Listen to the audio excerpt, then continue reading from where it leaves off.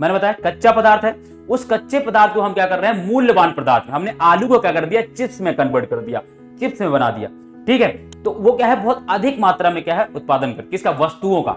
और जो वस्तुओं का उत्पादन है ना, उसी को हम क्या कहते हैं बच्चों, विनिर्माण होते हैं। वो अपने लिए जो अपनी जरूरत की चीजें उनको खरीद सकता है, उनको प्राप्त कर सकता है, मार्केट से ले सकता है। और जब वो खरीद सकता है किसी भी सामान को या चीज को, तो फिर यहीं से गरीबी खत्म होती धीरे धीरे। मजदूरी देनी है, ठीक है, इसके बाद मशीनें लगानी है, बहुत सारी चीजें, तो उसके लिए क्या चाहिए बच्चों, पूंजी चाहिए। पूंजी तो उद्योगपति ही लगाएगा, जितना ज्यादा पूंजी लगाएगा उस उद्योग में क्या है बच्चों, वो उद्योग उतना ही बड़ा होगा। हेलो बच्चों, नमस्कार। तो कैसे हैं आप सभी लोग? उम्मीद करता हूं कि आप सभी अच्छे होंगे। और मैं सुनील कुमार स्वागत करता हूं आपके अपने YouTube channel physics bye Pankaj sir में। बच्चों, आज हम ज्योग्राफी के एक बहुत इंपॉर्टेंट टॉपिक को या चैप्टर को क्या है पढ़ने वाले हैं। और आज जो हम चैप्टर पढ़ने वाले हैं वो है बच्चों विनिर्माण उद्योग, यानी मैन्युफैक्चरिंग इंडस्ट्री, ठीक है। इनके बारे में आज हम क्या है डिस्कस करेंगे। और ये चैप्टर बहुत ही इंपॉर्टेंट है, ठीक है, क्योंकि आप भी बच्चों जानते हो कि जो भी चीजें हम आज यूज कर रहे हैं डेली लाइफ में, बहुत सारी चीजें ऐसी हैं जो किसी ना किसी उद्योग से क्या है बनकर आ रही हैं। तो आज हम यही चीजें समझेंगे कि उद्योग के लिए क्या क्या जरूरी होता है, उद्योग कहां बनाए जाते हैं, कौन से महत्वपूर्ण उद्योग हैं, इन सब चीजों के बारे में आज हमें क्या है डिस्कस करना है। और ये जो चैप्टर है बच्चों ना, ये जो चैप्टर है ये यूपी, बिहार और भी जो अदर बोर्ड के जो ठीक है उनके लिए क्या है बच्चों, ये चैप्टर बहुत ही इंपॉर्टेंट है, ठीक है। यहां से हर साल, चाहे आपका यूपी बोर्ड हो, बिहार बोर्ड हो या कोई भी अदर बोर्ड हो, वो यहां से इस चैप्टर से बच्चों क्या है एक नए क्वेश्चन आपको लिखने को आता है और आपको मिल जाएगा, ठीक है। तो इसलिए बच्चों क्या है, ये चैप्टर बहुत इंपॉर्टेंट है। आप देखो, मैंने इमेज जो लगाई है, अगर आप बात करें हम, तो बच्चों यहां पर देखो कुछ लोग हैं जो क्या कर रहे हैं, कार मैन्युफैक्चरिंग कर रहे हैं, यानी कार का निर्माण कर रहे हैं। तो बच्चों ये इसी तरीके से क्या है, अलग अलग चीजों का क्या है उद्योगों में निर्माण होता है। इस इमेज के माध्यम से मैंने ये समझाना चाहा कि कैसे उद्योग हो रहा है, ठीक है। आगे हम बात करेंगे इस पे। और फिर बच्चों, जैसे कि जब मैंने कहा कि हम इस टॉपिक को, चैप्टर को जब पढ़ेंगे तो इसके अंदर क्या क्या पढ़ने वाले हैं, तो थोड़ा सा मैंने आपको एक व्यू दिया है, लेकिन अभी हम इसको डिटेल समझेंगे कि इसमें हम क्या क्या और चीजें पढ़ने वाले हैं। तो यहां पर देखो बच्चों कि हम पढ़ेंगे क्या क्या। पहले सबसे पहले जब हमने चैप्टर का नाम लिया तो हमने चैप्टर का नाम कहा विनिर्माण उद्योग। तो हमें पहले यह समझना होगा कि जो विनिर्माण है, यानी जो मैन्युफैक्चर है या मैन्युफैक्चरिंग है, वो क्या होता है बच्चों। तो हम विनिर्माण के बारे में समझेंगे सबसे पहले इस टॉपिक में, सॉरी इस चैप्टर में। पहला टॉपिक हम क्या पढ़ने वाले हैं, विनिर्माण। फिर हम ये समझेंगे कि जो विनिर्माण है उसका महत्व क्या है, उसका इंपॉर्टेंस क्या है, ठीक है। फिर हम ये समझेंगे। देन इसके बाद हम ये समझेंगे कि राष्ट्रीय अर्थव्यवस्था में, यानी जो हमारी अर्थव्यवस्था है उसमें उद्योगों का योगदान कितना है, ये भी बहुत इंपॉर्टेंट है। और आज जो एक उद्योग बच्चों एक ऐसा सेक्टर है जो क्या है, जो हमारे देश की इकोनॉमी में, यानी हम अगर हम बात करें जीडीपी में, एक बहुत इंपॉर्टेंट रोल प्ले करता है, जिसमें इसका परसेंटेज कितना है, लगभग 17% क्या है अपना योगदान दे रहा है। तो इसके बारे में हम डिस्कस करेंगे।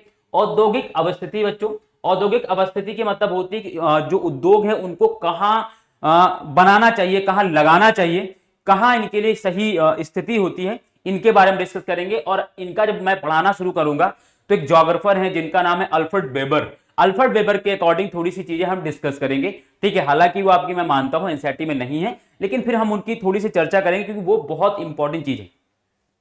फिर हम देखेंगे उद्योगों का वर्गीकरण, ठीक है। 5 तरीके से क्या है हम इसका वर्गीकरण करेंगे, आगे हम इस पर डिस्कस करेंगे। उद्योगों, जो भी औद्योगिक प्रदूषण है, यानी जब उद्योग है तो उद्योगों की वजह से क्या है बहुत सारी समस्याएं हमारे देश को झेलनी भी पड़ेगी या दुनिया के अन्य देशों को भी, क्योंकि यहां से क्या है बहुत सारा इनका वेस्ट है, यहां से निकलने वाले धुआं है, जो गैसेस हैं, उनकी वजह से क्या है कि जो एनवायरमेंट है या जो भूमि है वो सब क्या हो रही है बच्चों, पॉल्यूटेड हो रही है या प्रदूषित हो रही है, ठीक है। फिर हम पर्यावरणीय निम्नीकरण के रोकथाम, यानी जो प्रदूषण हो रहे हैं उनको कैसे रोका जा सकता है, इनको उनमें कमी कैसे की जा सकती है, इन सब चीजों के बारे में हम बच्चों डिस्कस करने वाले हैं, ठीक है बच्चों। तो ये टॉपिक्स हैं इस चैप्टर के अंदर जिनके बारे में हमें डिस्कस करना है। तो सबसे पहला टॉपिक हम पढ़ने जा रहे हैं बच्चों, वो क्या है, विनिर्माण। बच्चों विनिर्माण क्या है बच्चों, इस चीज को समझो, बहुत ही बेसिक चीज है, बहुत ही आसान है इसको समझना, ठीक है। आराम से सुनेंगे पहले, फिर बाद में हम क्या करेंगे, इस पीपीटी को पढ़ेंगे। पहले मेरी बात को सुनो कि विनिर्माण कैसे कहते हैं बच्चों। एक लेमैन की लैंग्वेज में समझाता हूं फिर मैं आपकी एनसीईआरटी की परिभाषा भी समझा दूंगा। लेमैन का मतलब ये होता है, देखो कोई भी ऐसा उद्योग, ध्यान समझना बच्चों, कोई भी ऐसा उद्योग जहां पर क्या हो रहा है बच्चों, जहां पर किसी भी वस्तु को बनाया जा रहा है, ठीक है, तो जहां बनाया जा रहा है ना, तो जो बन रहा है उसे हम क्या कहते हैं बच्चों, विनिर्माण कहते हैं। जब भी कोई भी रॉ मटेरियल है, जब वो किसी चीज में, जैसे अगर हम बात करें चिप्स है, आलू है, आलू से चिप्स बनाया जा रहा है बच्चों, तो आलू से चिप्स बनना क्या है, तो वो एक उद्योग से, एक प्रोसेस से होकर गुजर रहा है। ये जो प्रोसेस है ना बच्चों, ये जो प्रक्रिया है ना, उसी को हम क्या कहते हैं बच्चों, विनिर्माण कहते हैं। ठीक है, तो देखो क्या है बच्चों, कच्चे पदार्थ को मूल्यवान उत्पाद में परिवर्तित कर, क्या बच्चों, कच्चे पदार्थ को मूल्यवान पदार्थ में परिवर्तित कर अधिक मात्रा में वस्तुओं के उत्पादन को क्या कहते हैं बच्चों, विनिर्माण कहते हैं। क्या कहते हैं, कच्चे पदार्थ को मूल्यवान उत्पाद में परिवर्तित कर अधिक मात्रा में वस्तुओं के उत्पादन को क्या कहते हैं बच्चों, विनिर्माण कहते हैं। बहुत इंपॉर्टेंट, मैंने क्या बताया, रॉ मटेरियल, कच्चा पदार्थ बच्चों, मैंने बताया कच्चा पदार्थ है, उस कच्चे पदार्थ को हम क्या कर रहे हैं, मूल्यवान पदार्थ में, हमने आलू को क्या कर दिया, चिप्स में कन्वर्ट कर दिया, चिप्स में बना दिया, ठीक है, तो परिवर्तित कर दिया। और अधिक मात्रा में, आप देखो ना, बहुत बल्क में, बहुत अधिक मात्रा में क्या है, हम चिप्स का उत्पादन कर पा रहे। अगर यही चिप्स हम घर में बना रहे होते तो शायद हम उतना उत्पादन नहीं कर पाते। ठीक है, तो वो क्या है, बहुत अधिक मात्रा में क्या है, उत्पादन कर, किसका, वस्तुओं का। और जो वस्तुओं का उत्पादन है ना, उसी को हम क्या कहते हैं बच्चों, विनिर्माण होते हैं। बहुत आसान, मैंने पहले बताया, तो आप समझ में आ गए बच्चों। अब देखो यहां, कच्चे पदार्थ को मूल्यवान उत्पाद में परिवर्तित कर अधिक मात्रा में वस्तुओं के उत्पादन को विनिर्माण या वस्तु का निर्माण कहा जाता है। क्लियर है बच्चों ये बात। अब एक बात बताता हूं बच्चों कि जब हमने इकोनॉमी में एक चैप्टर पढ़ा था, अर्थशास्त्र में एक चैप्टर पढ़ा था, sectors of the Indian economy, यानी भारतीय अर्थव्यवस्था के क्षेत्रक, तो मैंने आपको उसमें बताया था कि भारतीय अर्थव्यवस्था के 3 क्षेत्रक होते हैं। कितने क्षेत्रक होते हैं बच्चों, 3 क्षेत्रक होते हैं। एक होता है बच्चों प्राथमिक क्षेत्रक, ठीक है, एक होता है प्राथमिक और दूसरा होता है द्वितीयक। ध्यान सुनते चलना बच्चों, दूसरा होता है द्वितीयक और तीसरा होता है बच्चों तृतीयक। ठीक है, तृतीयक, 3 क्षेत्रक होते हैं, द्वितीयक, तृतीयक। ठीक है, अगर हम द्वितीयक क्षेत्रक की बात करें तो इसमें क्या आता है बच्चों, इसमें उद्योग आ जाते हैं।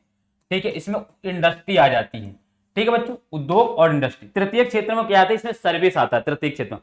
तो उद्योग क्या है बच्चों, ये अगर आप बात करो, देखो विनिर्माण उद्योगों को द्वितीयक गतिविधि कहा जाता है। मैंने क्या बताया, द्वितीयक क्षेत्रक में आते हैं, क्योंकि ये उद्योग प्राथमिक सामग्री मतलब जैसे कोई भी कच्चा पदार्थ है, जैसे हम एग्रीकल्चर या हम कृषि कर रहे हैं, कृषि से जो भी चीजें हम फसल का, जिस भी फसल का हम उत्पादन करें, वो हमारे लिए क्या है बच्चों, वो कच्चा माल है। जैसे आलू क्या है बच्चों, आलू चिप्स के लिए बच्चों क्या है, चिप्स के लिए आलू क्या है बच्चों, कच्चा माल है। ठीक है, तो जो कृषि है, ठीक है, कृषि प्राथमिक उद्योग में किसे रखा जाता है बच्चों, कृषि को। ठीक है, कृषि को रखा जाता है, खनन को रखा जाता है, इन सबको किसमें रखा जाता है बच्चों, प्राथमिक उद्योग में।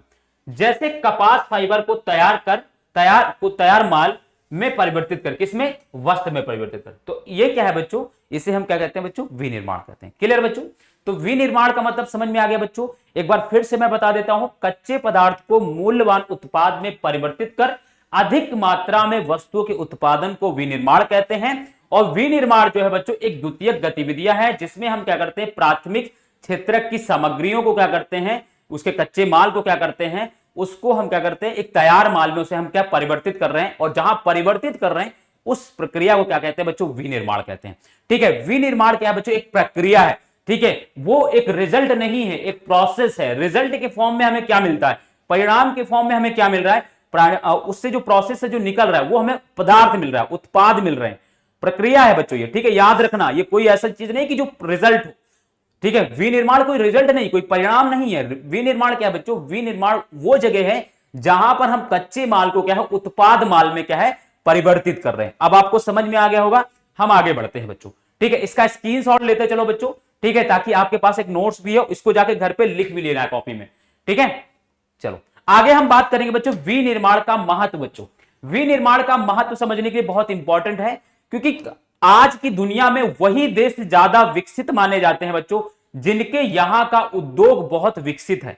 ठीक है, चाहे आप अमेरिका की बात कर लो, चाहे आप ब्रिटेन की बात कर लो, चाहे जर्मनी हो, फ्रांस हो, जापान हो, या चाइना की आज हम बात करें, चाइना जो विकासशील, जिसको आज अभी भी विकासशील देश माना जाता है, लेकिन वो विकसित देशों की श्रेणी में आने लगा है। ठीक है। इन देशों में क्या है बच्चों, ये देश ऐसे हैं जिनके यहाँ बच्चों क्या उद्योग बहुत विकसित है। ठीक है, तो उद्योग जो बच्चों है वो किसी भी देश की अर्थव्यवस्था का या किसी भी देश के विकास के क्या है, आर्थिक रीढ़ की क्या है, हड्डी होता है, बैकबोन होता है। ठीक है, उस देश के विकास की गति को तेज करने में। ठीक है, तो इसके महत्व क्या है ये हम समझते हैं बच्चों। पहली चीज तो महत्व ये है बच्चों इसमें कि जो भी अगर हम बात करें, जो भी जो भी उद्योग होते हैं बच्चों, वो क्या करते हैं, कृषि को ना केवल कृषि को बच्चों क्या है, जो आधुनिक मशीनें प्रदान करते हैं, बल्कि बच्चों क्या करते हैं, वो कृषि को के अलावा अन्य लोगों की रोजगार में क्या है बच्चों, निर्भरता को क्या है, कम करते हैं। यानी कृषि पर क्या है, रोजगार की निर्भरता ज्यादा है। अगर उद्योग लग जाते हैं बच्चों, तो बहुत सारे लोग जो है कृषि क्षेत्र से हटकर क्या है, वो उद्योगों में जाने लगते हैं। तो बच्चों पहला अगर हम बात करें इसमें विनिर्माण उद्योग की बच्चों, तो विनिर्माण उद्योग न केवल कृषि के आधुनिकीकरण में सहायक है, वरन द्वितीय व तृतीयक सेवाओं में रोजगार उपलब्ध कराकर कृषि पर हमारी निर्भरता को क्या करता है, कम करता है। तो पहला महत्व यह है बच्चों, ये तो मैंने आपको समझा दिया है, तो इसको मैंने पढ़ा नहीं, पढ़ना चाहे तो पढ़ सकते हो। विनिर्माण उद्योग समानता विकास की तथा विशेष आर्थिक विकास की रीढ़ समझे जाते हैं, क्योंकि विनिर्माण उद्योग न केवल कृषि के आधुनिकीकरण में सहायक है, वरन द्वितीयक व तृतीयक सेवाओं में रोजगार उपलब्ध कराकर कृषि पर हमारी निर्भरता को कम करते हैं। ठीक है, दूसरी बात बच्चों क्यों महत्व है, क्योंकि देश में औद्योगिक विकास, ठीक है, क्या होता है बच्चों, बेरोजगारी और गरीबी उन्मूलन के लिए एक प्रमुख एक उपकरण की तरह क्या है बच्चों, काम करता है। क्या करता है बच्चों, उद्योग क्या करते हैं, देश में उद्योग जो है बच्चों गरीबी और बेरोजगारी को उन्मूलन यानी खत्म करने में या कम करने में क्या है, एक उपकरण की तरह काम करते हैं। कैसे काम करते हैं बच्चों, अगर किसी भी व्यक्ति को रोजगार मिल रहा है, अगर उसके पास एक अच्छी इनकम आ रही है, अगर उसके पास रोजगार है, अच्छी इनकम आ रही है, तो फिर क्या है, वो अपने लिए जो अपनी जरूरत की चीजें उनको खरीद सकता है, उनको प्राप्त कर सकता है, मार्केट से ले सकता है। और जब वो खरीद सकता है किसी भी सामान को या चीज को, तो फिर यहीं से गरीबी खत्म होती धीरे धीरे। जब लोग आर्थिक रूप से सक्षम होते जाएंगे, तो धीरे धीरे वो क्या है, गरीबी रेखा से क्या है, ऊपर चले जाएंगे। तो विकास जो उद्योग होता है वो इसलिए भी इंपॉर्टेंट है। देश में औद्योगिक विकास बेरोजगारी तथा गरीबी उन्मूलन की एक आवश्यक क्या है बच्चों, शर्त है, या एक उपकरण भी मान सकते हैं उसको। ठीक है, तो दूसरा पॉइंट बच्चों क्या है, ये यहां से स्क्रीनशॉट लो, फिर हम आगे बढ़े। तीसरी बात बच्चों क्या है, जो भी उद्योग होते हैं ना बच्चों, उद्योगों में बहुत सारी चीजों का हम क्या करते हैं, उत्पादन करते हैं, बहुत सारी चीजों को हम बना रहे हैं, और उन चीजों का उत्पादन करके क्या है, हम दुनिया के अन्य देशों में उनका क्या है, निर्यात कर रहे हैं। अब जब हम उनको दुनिया के अन्य देशों में निर्यात करते हैं, तो हमें वहां से क्या मिलता है, विदेशी मुद्रा प्राप्त होती है, यानी हमें क्या है, फॉरेन रिजर्व प्राप्त होता है, जो बच्चों क्या है, हमारे लिए बहुत इंपॉर्टेंट होता है। ठीक है, यानी जो है वाणिज्यिक व्यापार के लिए क्या है बच्चों, बहुत सारी चीजों का ये क्या है बच्चों, उद्योग क्या है, उत्पादन करते हैं। ठीक है, तो तीसरा पॉइंट बच्चों देखो यहां पर, निर्मित वस्तुओं का निर्यात वाणिज्यिक व्यापार को बढ़ाता है, जिससे अपेक्षित विदेशी मुद्रा की प्राप्ति होती है। ठीक है बच्चों, तो बच्चों क्या है, जो भी उद्योगों में जो भी उत्पादित किया जा रहा है, उन उत्पादों को हम क्या विदेशों में या दुनिया के अन्य देशों में क्या उनका निर्यात कर रहे हैं, उससे हमें क्या हो रहा है, विदेशी मुद्रा प्राप्त हो रहा है। तो तीसरा ये बात है। चौथी बात बच्चों क्या है, कि एक बात समझो कि जो भी देश, मैंने आपको पहले ही बताया टॉपिक पढ़ाते समय, कि जो भी जिन देशों में आज उद्योग बहुत अच्छी मात्रा में है, वो देश आज विकसित हैं, ठीक है, डेवलप्ड कंट्री में आते हैं। ठीक है, और जहां पर भी उद्योग अभी बहुत मैच्योर नहीं हुए हैं या बहुत शिशु अवस्था में एक तरीके से कह लो हैं, तो वो आज भी जो देश है, या तो विकासशील देश है या बहुत पिछड़े हुए देशों की श्रेणी में आते हैं।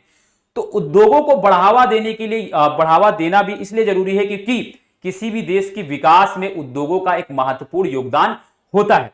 क्यों होता है, क्योंकि उद्योग क्या होता है, देश के बहुत सारे लोगों को रोजगार प्राप्त करता है, रोजगार प्रदान करता है, और रोजगार जब प्रदान होता है, लोगों को जब रोजगार मिलता है, जब लोगों के पास एक इनकम आती है, तो वही रोजगार क्या करता है, लोगों को उनके गरीबी रेखा से या उनको आर्थिक रूप से क्या है, वो मजबूत करता है।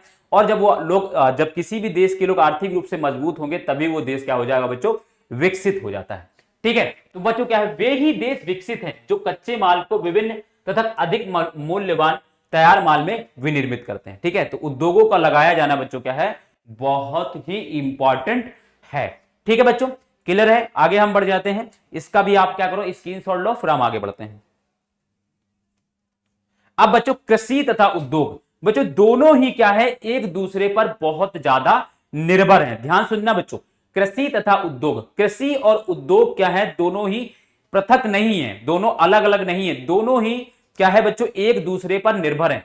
क्योंकि कृषि क्या करता है बच्चों, कृषि उद्योगों को क्या है बच्चों, कच्चा माल प्रदान करता है। क्योंकि मैंने बताया कि जैसे चिप्स बनाना है तो आलू क्या है बच्चों, आलू कच्चा माल, आलू का उत्पादन कहां हो रहा है, आलू का उत्पादन कृषि के माध्यम से हो रहा है। तो कृषि क्या कर रहा है, और उद्योगों को क्या चाहिए, कच्चा माल चाहिए होता है। तो कृषि क्या कर रहा है, उद्योगों को कच्चा माल प्रदान कर रहा है। और उद्योग क्या कर रहा है बच्चों, उद्योग क्या कर रहा है, कृषि में आधुनिकीकरण के लिए बच्चों क्या है, कृषि के आधुनिकीकरण के लिए बच्चों क्या, उस कृषि के जो औजार हैं, जैसे ट्रैक्टर है, थ्रेसर है, ठीक है, ये सारी चीजें क्या है, ये उद्योग बना रहा है। रासायनिक उर्वरक हैं, ये उद्योग बना रहा है। रासायनिक जो पेस्टिसाइड होते हैं वो कौन बना रहा है, उद्योग बना रहा है। यूरिया कौन बना रहा है, उद्योग बना रहा है। तो उद्योगों को क्या है, कच्चा माल कहां से मिल रहा है, कृषि से मिल रहा है। और उद्योग क्या कर रहा है कि जो कृषि के आधुनिकीकरण के लिए जो मशीनें चाहिए या जो भी और चीजें चाहिए वो उद्योग उसको प्रदान कर रहा है। तो दोनों ही क्या बच्चों, एक दूसरे पर निर्भर है। और अगर उद्योगों का विकास होता है तो कृषि उत्पाद की मांगे क्या है बच्चों, बढ़ जाएंगी।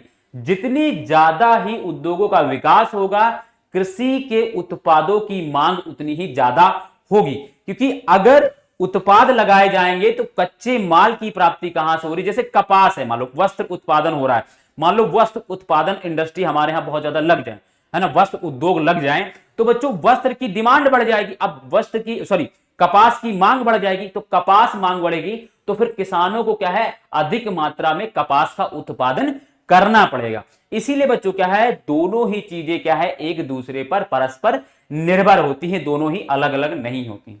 ठीक है, एक के विकसित होने से दूसरे का विकास अपने आप, दूसरी चीज क्या है, अपने आप विकसित होने लगती है। ठीक है, तो ये बात समझो, कृषि तथा उद्योग एक दूसरे से पृथक नहीं है, ये एक दूसरे के पूरक है, यानी निर्भर है। उद्योग कच्चे माल के लिए कृषि पर निर्भर है। मैंने बताया कच्चे माल के लिए किस पर निर्भर है, उद्योग। ठीक है, मैंने बताया ना, आलू से चिप्स बनता है, तो आलू क्या है बच्चों, आलू एक कच्चा माल है, किसके लिए, चिप्स के लिए। और इसका उत्पादन कहां हो रहा है, तो इसका कृषि के द्वारा, फसल है ये, ठीक है। तो वो चीजें, तथा इनके द्वारा, ये किनके द्वारा बच्चों, उद्योग के द्वारा निर्मित उत्पाद, जैसे सिंचाई के लिए पंप, सिंचाई के लिए, अब कृषि में सिंचाई करना है बच्चों तो उसके लिए पंप चाहिए, वो कहां बन रहे हैं, उद्योगों में बन रहे हैं। उर्वरक बच्चों, ठीक है, जैसे यूरिया है, वो कहां बनाया जा रहा है, वो यूरिया क्या है बच्चों, एक उद्योग में बनाया जा रहा है। इस तरीके से कीटनाशक जो दवाएं हैं बच्चों, ये कहां मैन्युफैक्चर हो रही है, उद्योग में हो रही है। प्लास्टिक्स पाइप है, ये भी कहां मैन्युफैक्चर हो रहे हैं, ये भी वहीं हो रहे हैं। मशीनें व कृषि औजार आदि पर किसान निर्भर है, और ये सारी चीजें कहां से बन रही है, उद्योगों से बन रही है। क्लियर है। फिर विनिर्माण उद्योग के विकास तथा प्रतिस्पर्धा से ना केवल, मैंने क्या बताया, ना केवल कृषि उत्पादन को बढ़ावा मिला है, अपितु उत्पादन प्रक्रिया भी सक्षम हुई है। मैंने क्या बताया कि जैसे जैसे विकास, उद्योगों का विकास होगा, वैसे वैसे क्या होगा, कृषि में उत्पादित होने वाली वस्तु का क्या है, मांग बढ़ेगी। और जब मांग बढ़ेगी तो क्या होगा, वहां पर किसान उसका अधिक उत्पादन करेंगे और कृषि प्रक्रिया क्या है, और भी अधिक अधिक क्या बच्चों, सक्षम होती जाएगी। ठीक है, क्लियर है बात ये। तो आगे हम लोग पढ़ेंगे, इसका पहले तो आप क्या करो, एक इसका स्क्रीनशॉट ले लीजिए, ठीक है, और फिर हम आगे बढ़ते हैं।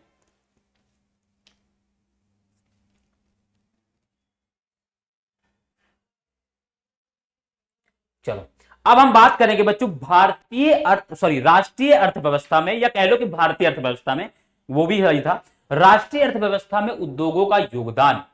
ठीक है, contribution of the industries in Indian economy. ठीक है, तो हम अगर इसकी बात करें बच्चों, तो यहां पर हम देखते हैं, तो मैंने आपको पहले ही जब क्लास को जब हमने शुरू किया और जब चैप्टर की शुरुआत की थी, तो मैंने आपको बताया था कि उद्योगों का जो है योगदान कितना है। तो अगर हम बात करें तो लगभग 17% जो है वो कंट्रीब्यूशन कर रहा है जीडीपी में। तो देखो यहां पर पिछले 2 दशकों से सकल घरेलू उत्पाद में विनिर्माण उद्योग का योगदान 27% में से, यानी पूरा जो द्वितीयक क्षेत्रक है, द्वितीयक क्षेत्रक का योगदान कितना है जीडीपी में, जीडीपी में बच्चों क्या है, कितना है, तो बच्चों अगर हम बात करें तो 27% है। उसमें से बच्चों अगर हम बात करें 17% किसका है, तो सिर्फ उत्पादों का, उत्पादन का, ठीक है, यानी उद्योगों का। बाकी जो 10% है ना भाग, वो खनिज खनन है, गैस है, विद्युत ऊर्जा का योगदान है बच्चों। ठीक है, बाकी इनमें क्या है बच्चों, इसका योगदान है। 17% किसका योगदान है बच्चों, तो विनिर्माण उद्योग का। ठीक है, फिर देखो वर्ष 2003 में विनिर्माण क्षेत्र का विकास 9 से 10% प्रति वर्ष की दर से हुआ है। ठीक है, पिछले एक दशक से भारतीय विनिर्माण क्षेत्र में 7% प्रति वर्ष की दर से बढ़ोतरी हुई है। बढ़ोतरी की यह दर अगले दशक में 12% है।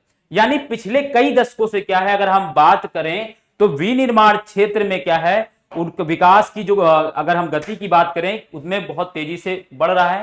पहले 9 से 10% था, फिर पिछले एक दशक में 7% की प्रति दर से रहा, फिर अभी क्या है लगभग बच्चों क्या है 12% की दर से क्या है वो कर रहा है। ठीक है, बढ़ोतरी हो रही है। ठीक है, क्लियर है। तो ये बात हो गई, ये तो फैक्चुअल चीजें हैं, इसमें तो मैं कुछ डाटा है तो इसमें कुछ फेरबदल नहीं कर सकता हूं, तो आप इसको एज इट इज देख लीजिए। ठीक है, क्योंकि डाटा में मैं चेंजेस नहीं कर सकता। ठीक है, आगे बढ़ जाएं, इसका आप लोग स्क्रीनशॉट ले लीजिए। चलो फिर आप देखो राष्ट्रीय विनिर्माण प्रतिस्पर्धा परिषद, ठीक है, नेशनल मैन्युफैक्चरिंग कॉम्पिटिटिव काउंसिल इसको बोलते हैं। ठीक है, क्या बोलते हैं, नेशनल मैन्युफैक्चरिंग, ठीक है, कॉम्पिटिटिव काउंसिल इसका नाम होता है, कि स्थापना सरकार द्वारा उचित नीतिगत हस्तक्षेप और उद्योग द्वारा नए प्रयासों के माध्यम से उत्पादकता में सुधार लाने के उद्देश्य से की गई है।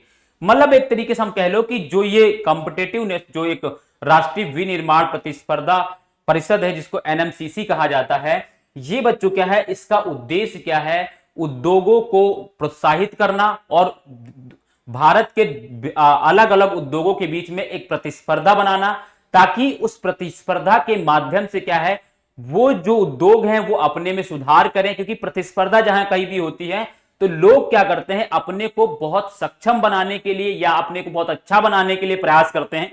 तो इसका उद्देश्य यही है, इस परिषद का यह उद्देश्य यही है। और हर साल क्या होता है बच्चों, जैसे अगर हम बात करें हमारे भारत में नीति आयोग है, नीति आयोग क्या है, एक रिपोर्ट जारी करती है। उस रिपोर्ट में यह बताती है कि किस राज्य के उद्योगों ने ज्यादा उत्पादन किया है, किसने कम किया, और वो इसके माध्यम से निकालती है।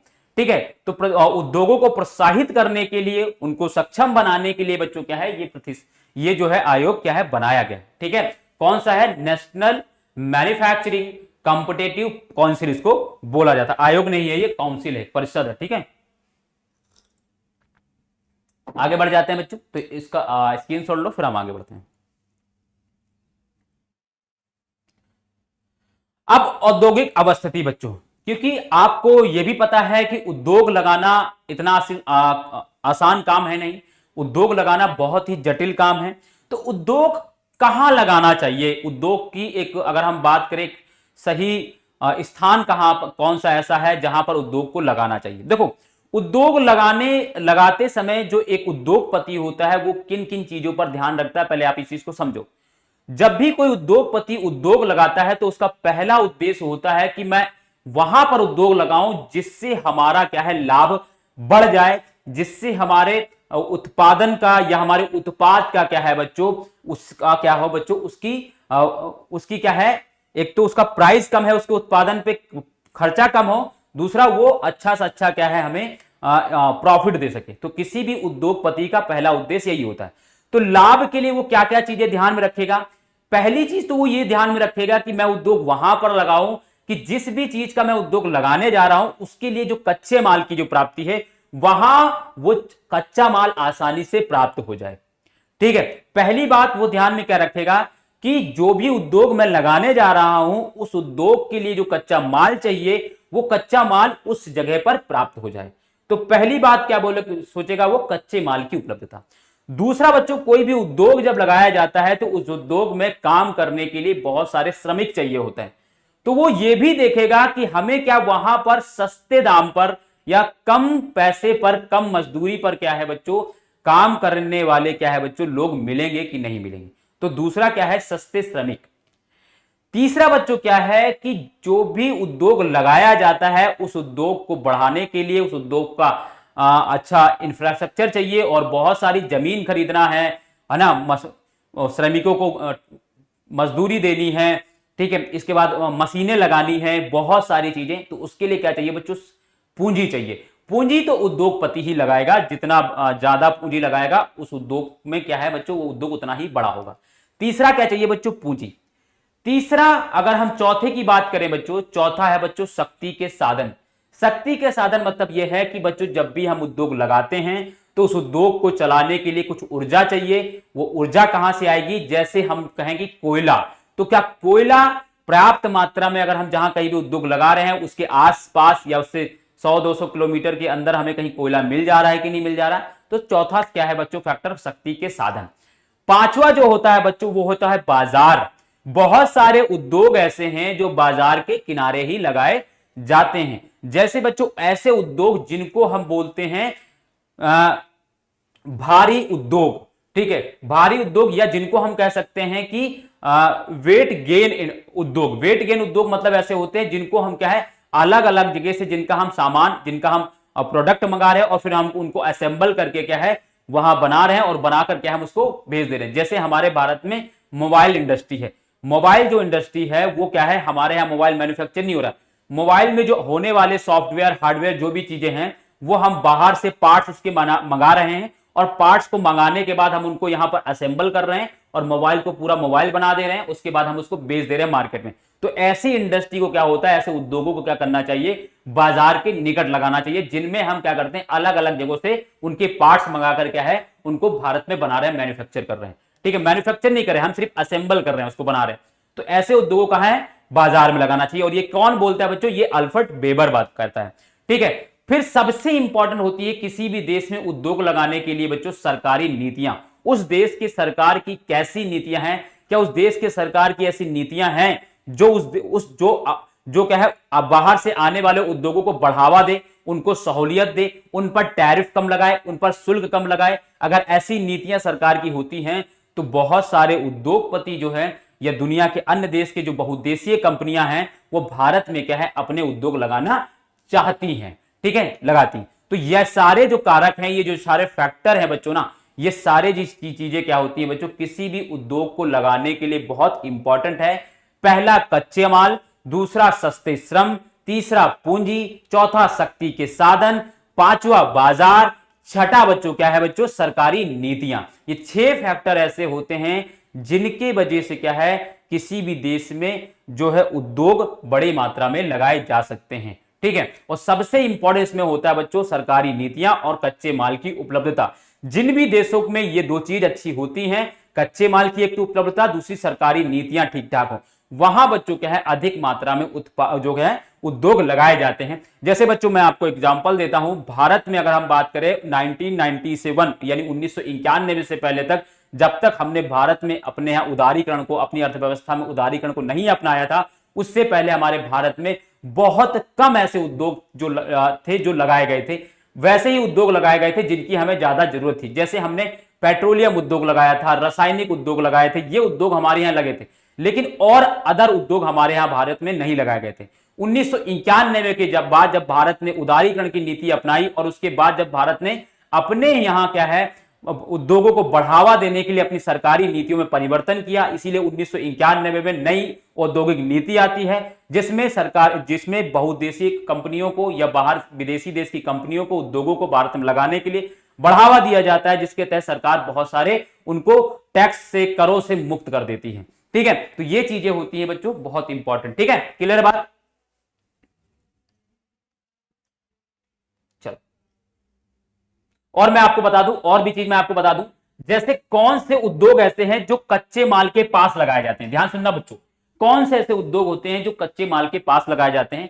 तो मैं आपको बता दूं बच्चों, वैसे उद्योग जो बच्चों क्या है लूज गेन होते हैं, मतलब ऐसे उद्योग जिनमें क्या है, जिनमें कच्चे माल अगर हम यूज कर रहे हैं जिनका, तो उनमें ऐसी बहुत सारी अशुद्धता मिली होती है जिनको एक जगह से दूसरी जगह ले जाने में वेस्ट मतलब फालतू का ट्रांसपोर्टेशन खर्च होगा। जैसे मैं आपको बताऊं, जैसे आयरन और स्टील इंडस्ट्री बच्चों, आयरन और स्टील इंडस्ट्री जो है वो हमेशा वहां पर लगाई जाएगी जहां पर उसका जो कच्चा माल है, जैसे कच्चा माल क्या बच्चों आयरन है, लोहा, लो अयस्क, जहां पर लो अयस्क मिलता हो। क्यों? क्योंकि लोहे में क्या होता है बच्चों, आप सभी जानते हो कि आयरन अयस्क जो होता है, लो जो अयस्क होता है, वो अयस्क क्या है बच्चों, उसमें अशुद्धता है। यानी अगर हम बात करें तो बच्चों उसमें लगभग क्या है बच्चों, जैसे किसी बेस्ट क्वालिटी का जो लोहा पाया जाता है उसमें 70% आयरन होता है। ठीक है, और बाकी 30% उसमें क्या है, अशुद्धता है, यानी जिसका हम यूज नहीं कर सकते, जिनको हमें ढोकर ले जाने में बहुत ज्यादा पैसा खर्च करेगा।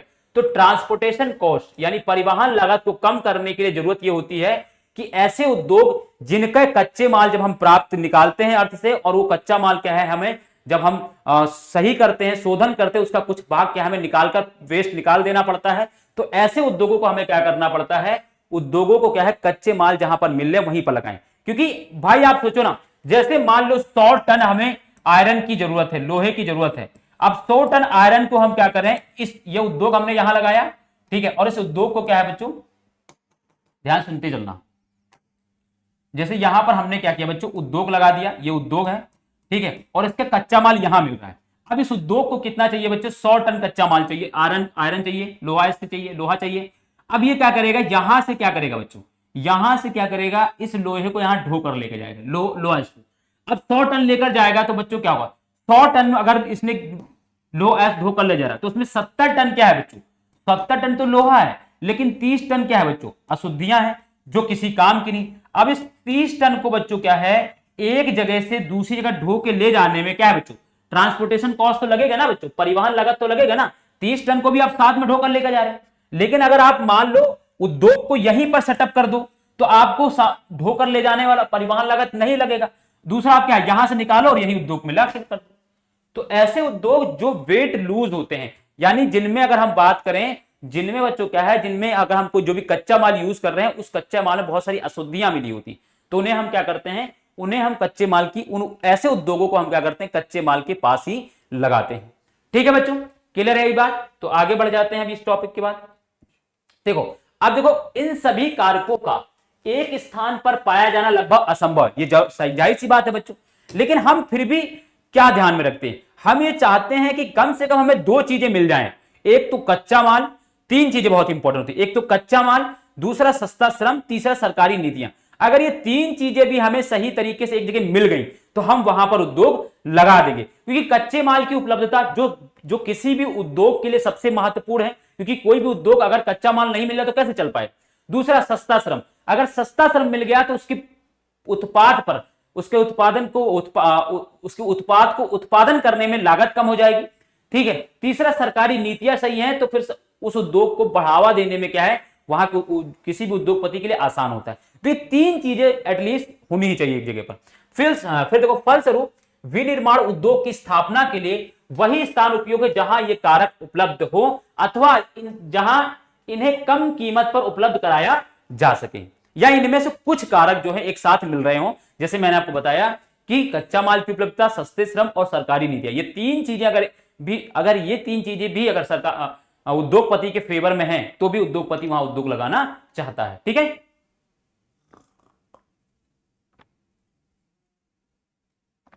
इसका स्क्रीनशॉट लो, फिर हम आगे बढ़ते हैं। अब उद्योगीकरण तथा नगरीकरण। देखो बच्चों, कुछ नगर ऐसे हैं, ध्यान सुनते हुए चलना बच्चों, कुछ नगर ऐसे हैं जिनका विकास बच्चों क्या है, उद्योगों की वजह से हुआ है।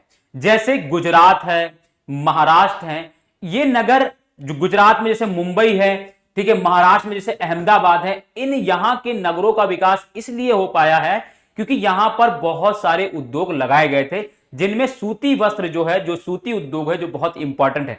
शुरुआत में अगर हम बात करते हैं तो जब हम लोग सूती वस्त्र का निर्यात करते थे दुनिया के अन्य देशों में, तो सूती वस्त्र के जो उद्योग लगाए गए थे वो गुजरात के अहमदाबाद और महाराष्ट्र के मुंबई और सूरत वाले इलाकों में लगाए गए थे। इनकी वजह से, इन उद्योगों की वजह से क्या है, उन वहां के नगर क्या है, वो नगर क्या है, बहुत विकसित हो गए। तो एक स्थिति तो यह होती है कि कुछ नगर जिनका विकास क्या है, उद्योगों के सहारे होता है, और कुछ जगह ऐसा भी होता है कि उन नगरों के सहारे क्या है, उद्योगों का विकास हो जाता है। जैसे बच्चों अगर हम बात करें तो बहुत सारे ऐसे नगर हैं बहुत सारे उद्योग ऐसे हैं जो किसी नगर के पास इसलिए लगाए जाते हैं क्योंकि या तो वहां पर वो क्या है, कच्चे माल की उपलब्धता आसानी से मिल रही है, दूसरा वहां का बाजार बड़ा है, तीसरा लोगों की वहां डिमांड ज्यादा है, जिसकी वजह से क्या है, उस वहां पर क्या है, उन नगरों के पास में उद्योग लगाए जाते हैं और उन नगरों के सहारे क्या है, उद्योगों का विकास हो जाता है। ठीक है, तो औद्योगिकरण तथा नगरीकरण को समझो बच्चों। औद्योगिक प्रक्रिया के प्रारंभ होने के साथ साथ नगरीकरण प्रारंभ होता है। ये तो बात मैंने आपको बताया कि बहुत सारे नगर ऐसे हैं जो उद्योगों के साथ साथ विकसित हुए, जैसे मुंबई है, अहमदाबाद है, सूरत है, मद्रास है, ये सारे उद्योगों के साथ में विकसित हुए। कभी कभी उद्योग शहरों में या उनके निकट लगाए जाते हैं बच्चों, ये भी मैंने आपको बताया। क्यों लगाए जाते हैं तो उसका रीजन है, देखो नए नगर उद्योगों को बाजार तथा सेवाएं देते हैं। क्योंकि अगर जैसे बच्चों मैं आपको बताऊं कि जैसे नोएडा सिटी है, अब नोएडा सिटी में दुनिया के अलग अलग देशों के उद्योग लगाए गए हैं। अब उन उद्योगों में वहां पर लगाने के पीछे पर्पस क्या है, एक तो वहां के उसके आसपास क्या दिल्ली एनसीआर है, दिल्ली एनसीआर का एक मार्केट हब, एक बड़ा मार्केट है, मार्केट लोगों को। दूसरा, दिल्ली एनसीआर में रहने वाले लोगों से क्या वहां सेवाएं मिल जाएंगी, वहां पे लोग श्रमिक आ जाएंगे, बहुत सारे मिल जाएंगे। तो यहां पर क्या एकदम तरीके से क्या हब बन गया है ना, क्यों, क्योंकि ये सारी चीजें वहां मिल रही हैं।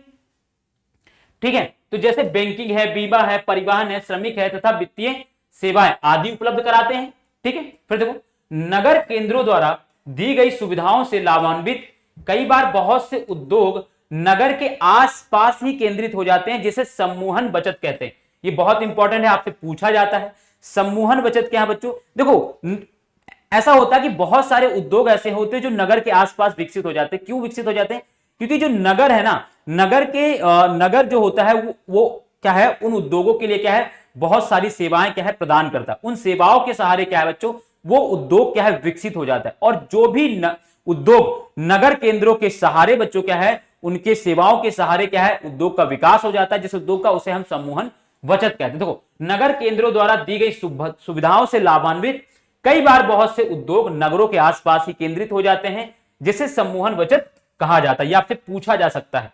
ठीक है, तो नगर केंद्रों द्वारा दी गई सुविधाओं से लाभान्वित विकसित उद्योगों को हम क्या कहते हैं बच्चों, सम्मोहन बचत कहते हैं। ठीक है,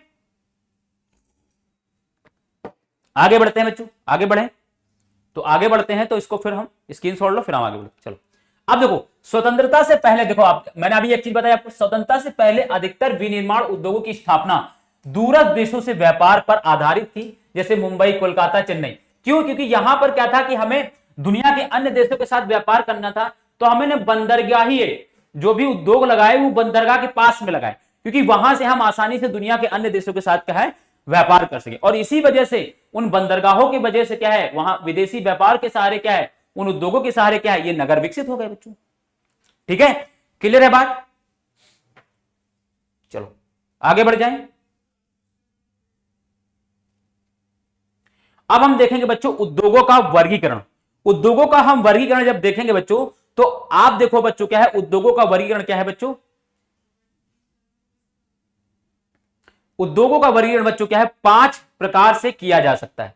ठीक है, 5 प्रकार से बच्चों क्या है किया जा सकता है। एक तो कच्चे माल के स्रोत के आधार पर, कच्चे माल के स्रोत के आधार पर उद्योग को क्या है बच्चों, कृषि आधारित उद्योग और खनन आधारित उद्योग। अभी इनके बारे में हम डिस्कस करेंगे, पहले एक बार आप इसको देख लो। देखो मैं आपके लिए बहुत मेहनत करता हूं, पीपीटी को बहुत अच्छे से बनाता हूं, ताकि मेरे साथ जो मेरे चैनल से या मुझसे पढ़ने वाले जो भी बच्चे हैं, उनको आसानी से सारा कंटेंट एक जगह मिल जाए और बहुत आसान लैंग्वेज में मिल जाए। इसीलिए मैं आपको बहुत ही मेहनत करके पीपीटी बनाता हूं, ताकि आपको आसान लगे। ठीक है, तो बस आप लोगों को आराम से आगे क्लास में बैठना है, क्लास को ध्यान से सुनना है और चीजों को साथ साथ नोट करते चलना है।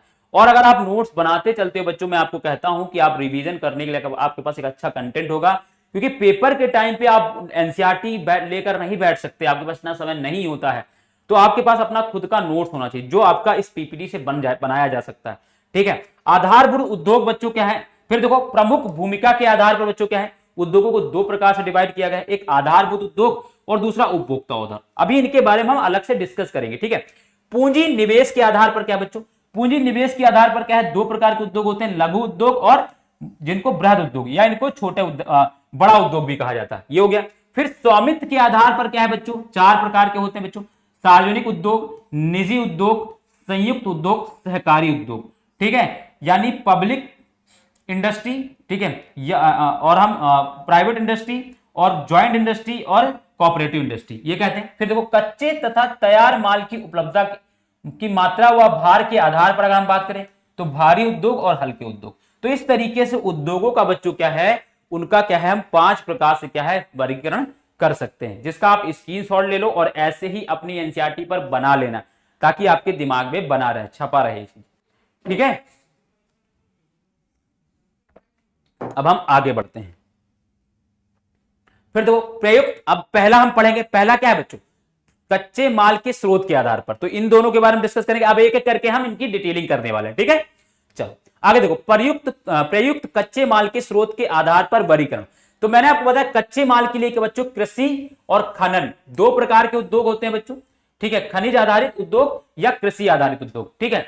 अब देखो खनिज आधारित जो कृषि आधारित उद्योग मतलब क्या है, ऐसे उद्योग जिनकी निर्भरता बच्चों क्या है, कृषि के द्वारा उत्पादित वस्तुओं पर होती है, उन्हें हम क्या कहते हैं बच्चों, कृषि आधारित उद्योग। यानी क्या है डेफिनेशन बच्चों, अगर हम परिभाषा की बात करें, ऐसे उद्योग जिनकी निर्भरता कृषि पर आधारित उत्पादों पर होती है, ऐसे उद्योगों को हम क्या कहते हैं बच्चों, कृषि आधारित उद्योग कहते हैं। जैसे बच्चों जितने भी वस्त्र उद्योग हैं, ठीक है, और जितने भी अगर हम बात करें, जो भी अगर हम बात करें, तो ये क्या है बच्चों, ये पूरी तरीके से बच्चों कृषि आधारित हैं। यानी जिनके लिए कच्चा माल कौन, जिन उद्योगों के लिए कच्चा माल कौन दे रहा है, कृषि दे रहा है, उन्हें कृषि आधारित। जैसे सूती वस्त्र है बच्चों, ऊनी वस्त्र है, पटसन, पटसन मतलब जूट बच्चों, रेशम वस्त्र है, रबर है बच्चों, चीनी है, चाय है, काफी तथा वनस्पति से तेल, वनस्पति तेल उद्योग, ये सब ऐसे उद्योग हैं जो जिनकी निर्भरता क्या है बच्चों, कृषि आधारित उद्योगों पर होती है, ठीक है, पहली बात हो गई। दूसरा खनिज आधारित उद्योग, खनिज आधारित उद्योग ऐसे होते हैं जिनकी निर्भरता बच्चों क्या है, खनन या खनिज पदार्थों पर निर्भर होती है। जैसे अगर हम बात करें तो जैसे लोहा, आयरन एंड स्टील इंडस्ट्री, तो आयरन एंड इंडस्ट्री के लिए क्या बच्चों है, उसके लिए लोहा बहुत इंपॉर्टेंट है। तो लोहा क्या है बच्चों, खनिज है, ठीक है। दूसरा बच्चों तांबा उद्योग, ठीक है, और भी ऐसे ही बच्चों क्या है, एल्युमिनियम उद्योग, मशीन, औजार, ठीक है, लोहा तथा इस्पात, पेट्रोल, रसायन उद्योग, ये सब किस पर निर्भर करते हैं बच्चों, खनिज आधारित उद्योग पर निर्भर करते हैं। यानी जिनके लिए कच्चा माल क्या है बच्चों, खनिज होता है, ऐसे उद्योग जिनके लिए कच्चा माल क्या है बच्चों, खनिज होता है, उन्हें हम क्या कहते हैं, खनिज आधारित उद्योग कहते हैं, ठीक है। आगे हम बढ़ते हैं, इसका स्क्रीनशॉट लो, फट से हम आगे बढ़ते हैं, ठीक है। चलो आगे बच्चों क्या है, प्रमुख भूमिका के आधार पर। भूमिका मतलब यह है कि कुछ उद्योग ऐसे हैं जिन पर क्या है, बाकी उद्योग भी निर्भर करते हैं। जैसे बच्चों अगर हम बात करें तो क्या कहते हैं, ये सीमेंट उद्योग है। सीमेंट उद्योग बच्चों क्या है, या हम बात करें लोहा उद्योग है। ये उद्योग ऐसे हैं, अगर ये नहीं है तो और भी जो उद्योग हैं वो क्या है बच्चों, वो भी नहीं रहेंगे।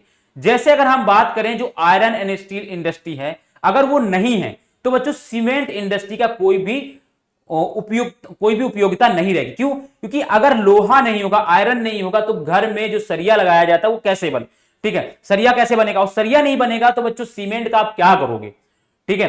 तो आप इसलिए क्या है बच्चों, आयरन एंड स्टील इंडस्ट्री बहुत इंपॉर्टेंट, ये क्या है बच्चों, ये प्रमुख आधारभूत उद्योग हो गया। इन उद्योगों पर क्या है, अन्य उद्योग भी क्या है, निर्भर करते हैं। तो ऐसे उद्योग बच्चों क्या है, जिन पर दूसरे उद्योगों की निर्भरता होती है, उन्हें हम आधारभूत उद्योग कहते हैं, ठीक है, ये बात याद रखना है। देखो आधारभूत उद्योग जिनके उत्पादन या कच्चे माल पर दूसरे उद्योग क्या है, निर्भर है। जैसे बच्चों लोहा, इस्पात, तांबा प्रगलन तथा एल्युमिनियम प्रगलन उद्योग, ये सब ऐसे उद्योग हैं जिनके उत्पाद या कच्चे माल पर क्या है, दूसरे उद्योग क्या है, निर्भर करते हैं, ठीक है। जैसे मैंने बताया आयरन और स्टील इंडस्ट्री जो है, लोहा इस्पात उद्योग जो है, उस पर क्या है, सीमेंट उद्योग क्या है, निर्भर करता है, ठीक है, क्लियर बात। फिर उपभोक्ता उद्योग, यानी ऐसे उद्योग जो बच्चों क्या है, जो क्या कर रहे हैं, लोगों के उपभोग के लिए वस्तु बना रहे हैं, उन्हें हम क्या कहते हैं, उपभोक्ता उद्योग। ऐसे उद्योग जो लोगों की उपभोग के लिए क्या है, वस्तुओं का उत्पादन कर रहे हैं, उन्हें हम क्या कहते हैं, उपभोक्ता उद्योग कहते हैं। जैसे जो उत्पादन उपभोक्ताओं के लिए सीधे उपयोग हेतु करते हैं, ठीक है, उत्पादन करते हैं, ठीक है, जो उत्पादन उपभोक्ताओं के सीधे उपयोग हेतु करते हैं, जैसे बच्चों चीनी है बच्चों, दंत मंजन है, कागज है, पंखे हैं, सिलाई मशीन है, ये सब क्या है, इनका हम उपभोग कर रहे हैं, ठीक है, ये ऐसे उद्योग है, उत्पादन उद्योग है, सॉरी, ठीक है, क्लियर है बात ये। तो आगे हम बढ़ते हैं इसका, ठीक है, स्क्रीनशॉट लो और हम आगे बढ़ते हैं। चलो अब देखो पूंजी निवेश के आधार पर वर्गीकरण। पूंजी निवेश के आधार पर क्या है, वर्गीकरण किया गया, जिनको हम लघु उद्योग और बृहद उद्योग कहते हैं। देखो लघु उद्योग ऐसे उद्योग होते हैं जिनमें निवेश, अगर हम बात करें, जिनमें निवेशित पूंजी कितनी हो, 1 करोड़ या उससे कम होती। जिस भी उद्योग का वेल्थ अगर हम बात करें 1 करोड़ या उससे कम होती है, उन्हें हम क्या कहते हैं बच्चों, उन्हें हम लघु उद्योग कहते हैं, ठीक है, जिन उद्योगों में निवेशित पूंजी, जिनमें लगाई गई पूंजी 1 करोड़ या उससे कम होती है, उसे हम क्या कहते हैं, उसे हम लघु उद्योग कहते हैं। और बृहद उद्योग क्या होते हैं, ऐसे उद्योग जिनमें निवेशित पूंजी 1 करोड़ से अधिक होती है, उसे हम क्या कहते हैं बच्चों, उसे हम बृहद उद्योग कहते हैं। ठीक है, तो यदि निवेशित पूंजी 1 करोड़ तक है तो उद्योग को लघु उद्योग कहा जाता है, और बृहद उद्योग यदि निवेशित पूंजी 1 करोड़ से अधिक है तो ऐसे उद्योग को बड़े पैमाने का उद्योग कहा जाता है। जैसे लघु उद्योग में क्या है, बहुत सारे कोऑपरेटिव उद्योग जो आते हैं, जो सहकारी उद्योग हैं, उनको लघु उद्योग कहते हैं, क्योंकि लोग बहुत सारे उद्योग जो है मिलकर, बहुत सारे लोग क्या है मिलकर उद्योग लगाते हैं और उनके पास इतना पैसा नहीं होता है, तो वो 10 लाख 50 लाख का अपना उद्योग लगाएंगे और फिर क्या उसको चलाएंगे। ठीक है, लेकिन बृहद उद्योग के तो बहुत सारे एग्जाम्पल है, जैसे हमारे भारत में टाटा है, रिलायंस है। ठीक है, अगर हम और भी बात करें तो इन्फोसिस है, दुनिया भर के उद्योग, आपको नाम जो भी नाम आप देख पा रहे हो आज टीवी में, वो सब क्या है 1 करोड़ से ज्यादा उनकी टर्नओवर होती है। ठीक है, तो ये बात हो गई लघु उद्योग और बृहद उद्योग की। अब हम आगे बढ़ते हैं, इसका भी स्क्रीनशॉट लो। चलो आगे बच्चों क्या बात करेंगे, स्वामित्व के आधार पर वर्गीकरण। स्वामित्व के आधार का मतलब है कि उन पर उनका संचालन और उनका नियंत्रण कौन कर रहा है और उसका स्वामित्व किसके पास है। ठीक है, यानी कौन उसका आधिकारिक व्यक्ति है या चलाने वाला है, उसके आधार पर हम क्या कहते हैं, स्वामित्व के। अब हम पहली बात करेंगे बच्चों सार्वजनिक उद्योग। बच्चों सार्वजनिक उद्योग ऐसे उद्योग होते हैं जिन पर क्या होता है, जिन उद्योगों का स्वामित्व और संचालन क्या है बच्चों, सरकारी या सरकारी एजेंसियां करती हैं, उन्हें हम क्या कहते हैं बच्चों, सार्वजनिक उद्योग। मतलब ऐसे उद्योग जिनका स्वामित्व और संचालन सरकार या सरकार द्वारा बनाई गई एजेंसियों के माध्यम से होता है, उन्हें हम क्या कहते हैं बच्चों, सरकारी उद्योग कहते हैं या सार्वजनिक उद्योग कहते हैं। जैसे बच्चों अगर हम एग्जाम देखो, यहां पर देखो, इन उद्योगों का सार्वजनिक उद्योग, इन उद्योगों का स्वामित्व और संचालन सरकारी एजेंसियों द्वारा किया जाता है। जैसे भारत हैवी इलेक्ट्रिकल लिमिटेड, जिसे हम भेल कहते हैं, और भेल क्या है बच्चों, एक महारत्न कंपनी भी है। ठीक है, ONGC है बच्चों जैसे। ठीक है, और steel authority of India limited यानी सेल, ये क्या है बच्चों, ये महारत्न कंपनियां हैं। और इन महारत्न कंपनियों में बच्चों क्या है, ये सार्वजनिक उद्योग की कंपनियां, यानी ये सरकार की कंपनियां हैं। इनमें ज्यादातर शेयर क्या है बच्चों, सरकार का है। ठीक है बच्चों, तो सार्वजनिक उद्योग समझ में आ गया। दूसरा हम बात करते हैं बच्चों निजी उद्योग। निजी उद्योग बच्चों ऐसे उद्योग होते हैं जिनका नियंत्रण और स्वामित्व एक व्यक्ति या व्यक्तियों के समूह को द्वारा किया जाता है। ध्यान सुनना मेरी बात को।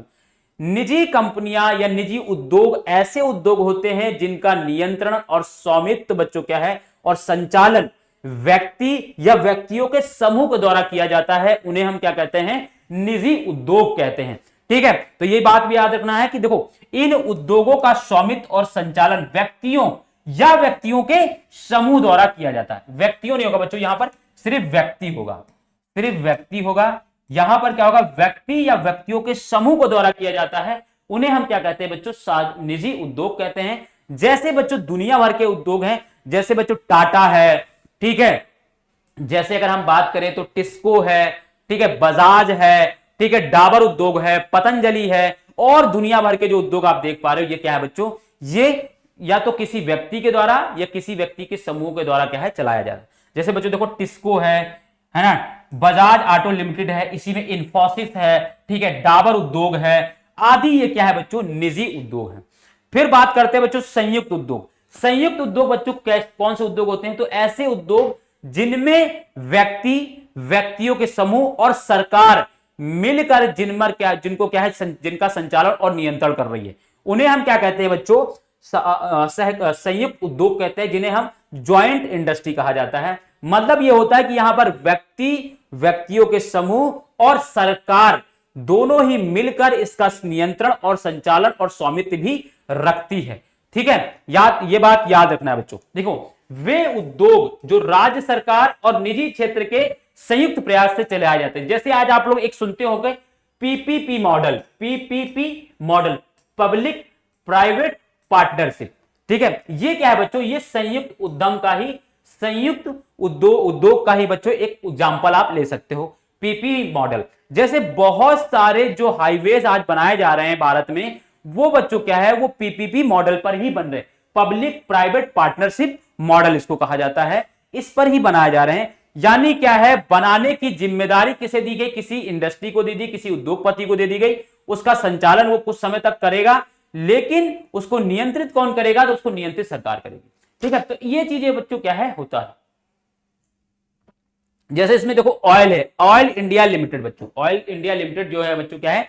एक संयुक्त उद्योग है बच्चों। ठीक है, क्लियर है बच्चों? आगे हम बात, और दूसरा मैंने आपको बताया जो भी हाईवेज बनाए जा रहे हैं वो।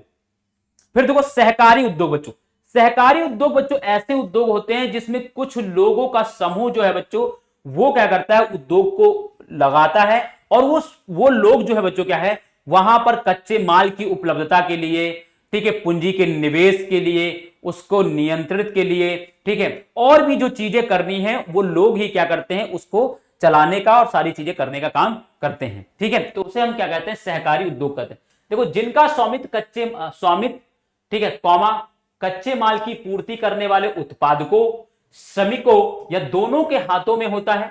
संसाधनों का कोष संयुक्त होता है। कोष संयुक्त क्यों होता है? क्योंकि जो लोग इसमें लगे हुए हैं वो सभी लोग क्या है? इसके हिस्सेदार होते हैं। ठीक है, तथा लाभ हानि का विभाजन भी अनुपातिक होता है, और जो भी लाभ और हानि होगी वो सब उस सहकारी उस उद्योग में लगे हुए सभी को बराबर बराबर मिलेगा।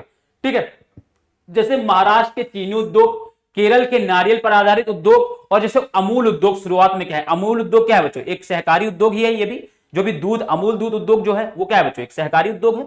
ये सहकारी उद्योग का सबसे बड़ा एग्जाम्पल है जिसने क्रांति ला दी बच्चों। ठीक है, तो अमूल उद्योग जो दूध वाला जो है, ठीक है, तो सहकारी उद्योग समझ में आया बच्चों? देखो ये उद्योग क्या है? कुछ लोगों का समूह बच्चों क्या है? उद्योगों का संचालन, नियंत्रण, ठीक है, इसमें श्रमिकों का कच्चे माल की उपलब्धता, कोष कितना है, ये सब देखने का काम उन्हीं को करता।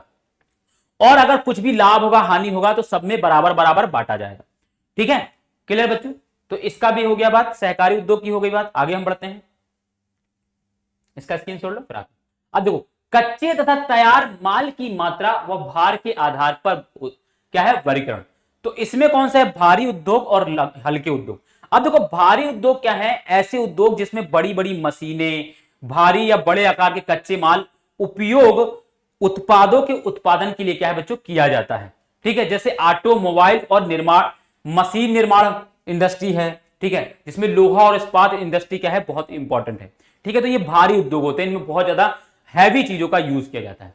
ठीक है, तो देखो भारी उद्योग जिसमें बड़ी मशीनों और भारी या बड़े आकार के कच्चे माल का उपयोग उत्पादों के उत्पादन के लिए किया जाता है, जिसमें ऑटोमोबाइल और निर्माण मशीनरी जैसे पूंजीगत सामान शामिल है, जैसे लोहा तथा इस्पात आदि। ठीक है, इनको बनाने के लिए बच्चों क्या है? हमें क्या करना पड़ता है? लोहा इस्पात इंडस्ट्री क्या है? बहुत इंपॉर्टेंट हो जाती है। ठीक है, क्योंकि यहां इसके लिए कच्चा माल कौन है?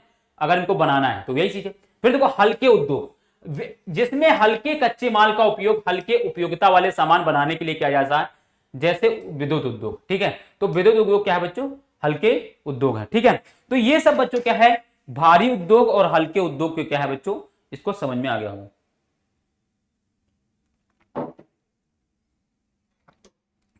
ठीक है, आगे बढ़े। चल अब हम बात करेंगे बच्चों कृषि आधारित उद्योग। ठीक, हमने देखा ना प्रयुक्त कच्चे माल के आधार पर उद्योगों का वर्गीकरण हमने देखा था। उसी में पहले हमने क्या बताया था? कृषि आधारित उद्योग। ठीक है, कृषि आधारित उद्योग। तो अब हम बात करेंगे कृषि आधारित उद्योग बच्चों। तो मैंने आपको बताया था कृषि आधारित उद्योग ऐसे उद्योग होते हैं जिनका लिए कच्चे माल की उपलब्धता कौन करा रहा है? कृषि करा रहा है। तो ऐसे उद्योगों को हम क्या कहेंगे? कृषि आधारित उद्योग। देखो कृषि कच्चे माल पर आधारित उद्योगों को कृषि आधारित उद्योग कहा जाता है। मैंने आपको वही समझा था। कृषि कच्चे माल पर आधारित उद्योग को क्या कहा जाता है बच्चों? कृषि आधारित उद्योग कहा जाता है। उदाहरण मैंने आपको दिए थे बच्चों, सूती वस्त्र, पटसन, रेशम, ऊनी वस्त्र, चीनी तथा वनस्पति तेल आदि। जैसे आप देख लो बच्चों, यहां पर आप देखो कि जो भी चीजें हैं, चाहे ये जूट रेशे बनाना हो, मसाले बनाना हो, ठीक है, यहां पर दूध है, ठीक है, यहां पर आपको ब्रेड बनाना हो, और यहां पर सिलाई कर रहे हैं, जो भी कपड़े सिल रहे हैं, इसके लिए क्या है? सबके सिल भी कच्चा माल कहां से चाहिए? तो कृषि से चाहिए। ठीक है, अब हम बात करेंगे वस्त्र उद्योग। बच्चों वस्त्र उद्योग क्या है? बहुत इंपॉर्टेंट उद्योग रहा है, जिसने हमारे भारत की क्या है? ख्याति बढ़ाई थी। प्राचीन काल में बच्चों अगर हम बात करें, प्राचीन और मध्य काल में वस्त्र एक ऐसा उत्पाद हुआ करता था जिसका निर्यात भारत जो है विश्व के अन्य देशों में कर रहा था। ठीक है, हमारा योगदान बहुत बड़ा था इसके मामले में। तो आप देखो भारतीय अर्थव्यवस्था में वस्त्र उद्योग का अपना अलग महत्व है, क्योंकि इसका औद्योगिक उत्पादन में महत्वपूर्ण योगदान है। अब देखो, भारत में औद्योगिक उत्पादन में कपड़ा उद्योग का योगदान 14% है बच्चों, ठीक है। तो औद्योगिक जो भी उत्पादन है उसमें सिर्फ 14% क्या हो रहा है बच्चों, कपड़ा उत्पाद हो रहा है, ठीक है। फिर देखो, भारत में वस्त्र उद्योग में 35 मिलियन लोग प्रत्यक्ष रूप से कार्यरत हैं, यानी रोजगार प्रदान करने में भी क्या है बच्चों, वस्त्र उद्योग बहुत इंपॉर्टेंट रोल प्ले करता है, ठीक है। फिर इसके बाद देखो, रोजगार सृजन की दृष्टि से यह उद्योग कृषि के बाद दूसरा सबसे बड़ा उद्योग है। कृषि में बच्चों आज भी अगर हम बात करें तो डायरेक्टली या प्रत्यक्ष या अप्रत्यक्ष रूप से लगभग 55% लोग क्या है आज भी कृषि पर निर्भर है। और उसके बाद दूसरा सबसे बड़ा उद्योग ऐसा है, वस्त्र उद्योग ऐसा है, उद्योग है जो क्या कर रहा है, जो लोगों को रोजगार प्रदान कर रहा है। और इसने बच्चों क्या किया है, इसने महिलाओं को सबसे ज्यादा रोजगार प्रदान किया है। महिला किसी एक क्षेत्र में अगर सबसे ज्यादा लगी हुई है तो वो है वस्त्र उद्योग में। सिलाई करने वाली महिलाएं हैं, वो सब कौन है बच्चों, सब सिलाई करने वाले लोग कौन है, ज्यादातर महिलाएं होती। तो वस्त्र उद्योग ने महिलाओं के लिए क्या बच्चों, रोजगार सृजित किया है, ठीक है। यह लगभग 24.6% यानी 24.6% विदेशी मुद्रा अर्जित करता है। तो ये बहुत इंपॉर्टेंट है बच्चों, ठीक है। सकल घरेलू उत्पाद में वस्त्र उद्योग का योगदान कितना है बच्चों, 4%, यानी 4% क्या है, जीडीपी का 4% क्या है बच्चों, वस्त्र उद्योग देता है। तो ये बहुत इंपॉर्टेंट, बहुत महत्वपूर्ण भूमिका निभाता है ये उद्योग। तो ये सारी चीजें आपको पता होनी चाहिए। ये डाटा था इसलिए मैंने एज इट इज पढ़ दिया है, ठीक है, आपको ये पता होना चाहिए। आगे बढ़ते हैं बच्चों, वस्त्र उद्योग के बाद। अब वस्त्र उद्योग में पहला क्या है बच्चों, सूती वस्त्र उद्योग। अब हम बात करेंगे बच्चों सूती वस्त्र उद्योग। मैंने आपसे बताया कि बच्चों प्राचीन काल से ही बच्चों क्या है, भारत क्या कर रहा है, सूती वस्त्र का निर्यातक रहा, देश रहा है। और हम दुनिया के अन्य देशों को क्या कर रहे थे, सूती वस्त्र का क्या है बच्चों, निर्यात कर रहे थे। और भारत में जो प्रारंभ में जो सूती वस्त्र बनाए जा रहे थे वो हाथ से कताई और हथकरघा बुनाई के माध्यम से किया जा रही है। हस्त शिल्प हुआ करता था, यानी हाथ से ही क्या कर रहे थे, हम उत्पाद कर रहे थे या हथकरघा से बुनाई कर रहे थे। बड़े बड़े उद्योग या बड़े बड़े मशीनों से क्या है, सूती वस्त्र का उत्पादन नहीं कर रहे थे, ठीक है। बाद में बच्चों क्या है, जब अंग्रेज आते हैं और अंग्रेजों ने क्या किया, 18वीं शताब्दी तक आते आते अंग्रेजों ने क्या है, बड़े बड़े जो क्या बच्चों हथकरघा जो भी लगाने लगे, बड़े बड़े जो किससे चलने लगते हैं बच्चों, जो बिजली से, जो इलेक्ट्रिसिटी से चलते हैं, वैसे क्या है हथकरघा उद्योग लगने लगे। और 19वीं सदी तक आते आते क्या है, बड़े बड़े सूती वस्त्र उद्योग क्या है बच्चों बनने लगे बच्चों, ठीक है। तो आप याद रखना। और सबसे पहला बच्चों 19वीं शताब्दी के मध्य में सबसे पहला सूती वस्त्र उद्योग जो खोला गया था वो 1854 में मुंबई में खोला गया था। कावासाकी जो उद्योगपति थे नाम से, उन्होंने क्या है उस उद्योग को खोला था बच्चों, ठीक है। तो इतनी चीजें आपको क्लियर होनी चाहिए, फिर मैं आगे बढ़ता हूं। देखो, प्राचीन भारत में सूती वस्त्र हाथ से कताई और हथकरघा बुनाई तकनीकों से बनाए जाते थे। और 18वीं शताब्दी के बाद विद्युतीय कारकों का उपयोग होने लगा, यानी जो बिजली से चलने वाले हथकरघा थे उनका यूज होने लगा। और मैंने बताया कि 19वीं शताब्दी के मध्य तक आते आते हमने क्या है, हमारे भारत में उद्योग लगने शुरू हुए। और जिसमें पहला उद्योग जो उन्होंने लगाया था, जिन्होंने किसने, तो भारत के एक उद्योगपति कावासाकी है ना, यह पहला सफल सूती वस्त्र उद्योग 1854 में मुंबई में बच्चों क्या है लगाया गया, ठीक है, मुंबई में लगाया गया।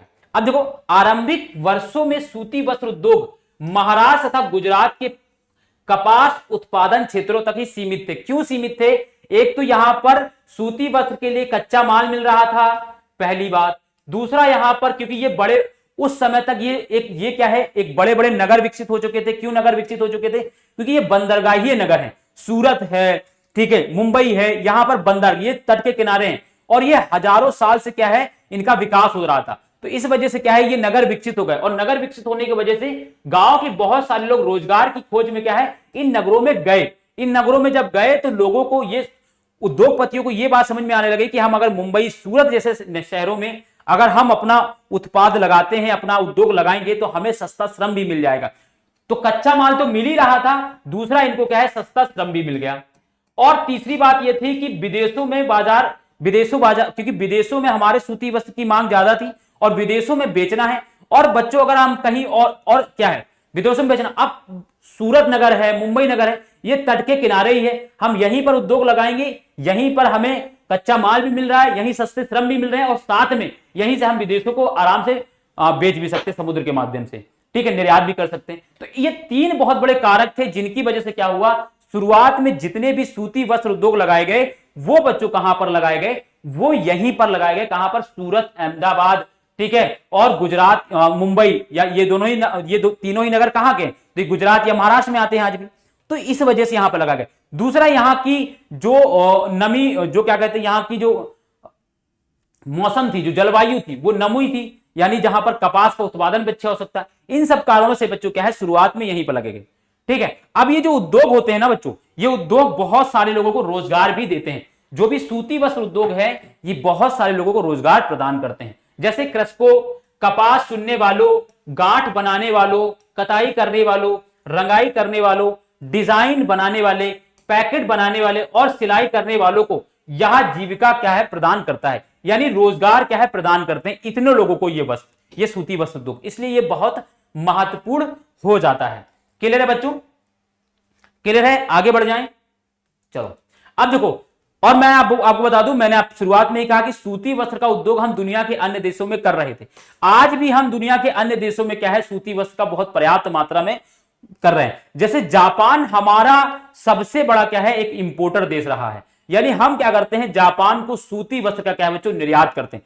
जापान के अलावा बच्चों दुनिया में अन्य देश ऐसे हैं जिनको हम सूती वस्त्र का निर्यात कर रहे हैं, यानी जिनको हम एक्सपोर्ट कर रहे हैं, जैसे संयुक्त राज्य अमेरिका है, इंग्लैंड है, रूस है, फ्रांस है, यूरोप के जो पूर्वी यूरोप के जो देश हैं वो है, नेपाल है, सिंगापुर है, श्रीलंका है, अफ्रीका है, और यूरोप, और क्या है, बहुत सारे देश ऐसे ही हैं जिनका हम, जहां पर हम क्या कर रहे हैं, सूती वस्त्र का क्या है, निर्यात कर रहे हैं। तो देखो, भारत जापान को सूती वस्त्र का निर्यात करता है।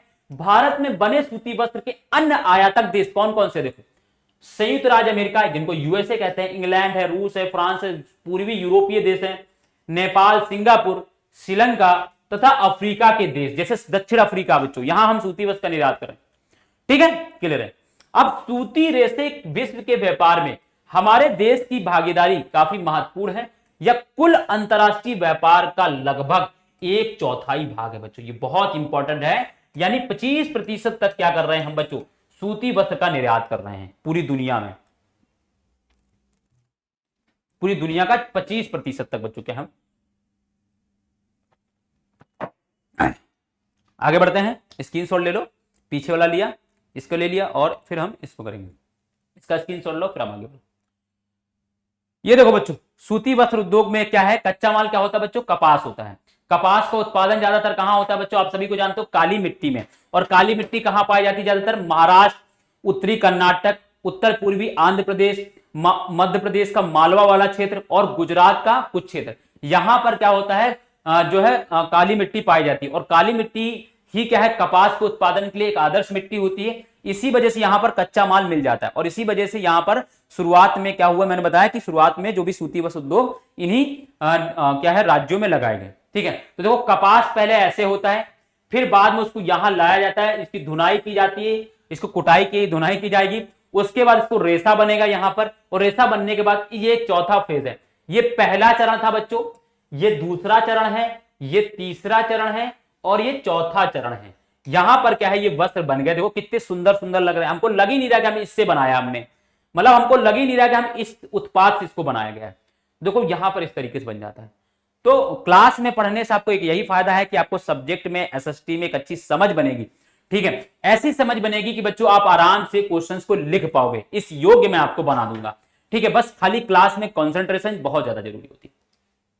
क्लास को अगर आपने ध्यान से सुन भी लिया ना बच्चों, तो आप 80 से 90% क्वेश्चन आराम से सॉल्व कर लोगे। अगर आपने रिवीजन कर लिया तो सारे के सारे क्वेश्चन आपसे सॉल्व होंगे, ठीक है। चलो अब हम बात करेंगे बच्चों पटसन उद्योग की। पटसन उद्योग मतलब जूट उद्योग बच्चों, ठीक है। अब ध्यान सुनते चलना बच्चों इसको। देखो, भारत पटसन व पटसन निर्मित सामान का सबसे बड़ा उत्पादक है बच्चों, हम लोग इसका उत्पादक हैं बच्चों। अभी हम बताएंगे क्यों बच्चों इसके बारे में, ठीक है। तथा बांग्लादेश के पश्चात दूसरा बड़ा निर्यातक है, और बांग्लादेश क्या है, सबसे ज्यादा जूट का उत्पादन अगर हम बात करें, ठीक है, तो वो कहां पर हो रहा है बच्चों, भारत में। लेकिन भारत के लोगों की डिमांड ज्यादा है, इसलिए हम इसका ज्यादा निर्यात नहीं कर पाते। साथ में बांग्लादेश क्या है बच्चों, जूट का सबसे बड़ा निर्यातक देश है। ऐसा क्यों है बच्चों, इसको समझना है बच्चों, ध्यान से सुनते चलना बच्चों। हुआ क्या था बच्चों की 14 अगस्त 1947 से पहले तक, ध्यान सुनने चलना, 14 अगस्त, ठीक है, और 1947 से यानी 1947 से पहले तक भारत और पाकिस्तान एक ही देश हुआ करते थे, यानी पूरा एक भारत था, ठीक है। और 14 अगस्त क्योंकि, और हुआ क्या था कि जो भारत का जो क्षेत्र है, ध्यान सुनते चलना बच्चों, यहां पर देखो, मैं यहां पर बनाता हूं छोटा सा एक भारत का मैप बनाता हूं बच्चों, प्यारा हमारा भारत की जरूरत पड़ेगी यहां पर।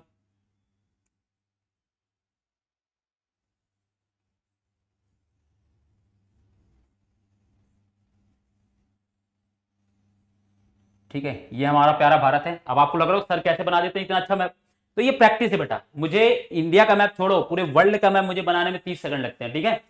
तो ये ऐसे ही नहीं सुनील सर आपको एसएसटी पढ़ा रहे हैं, ठीक है, तो काफी प्रैक्टिस है, बहुत मेहनत की है मैंने इन सब चीजों पर, ठीक है। तो ये भारत है बच्चों। अब इस भारत में आप जानते हो कि यहां पर क्या है बच्चों, आप सभी को पता है एक बिगड़ा हुआ बच्चा है बांग्लादेश, ठीक है।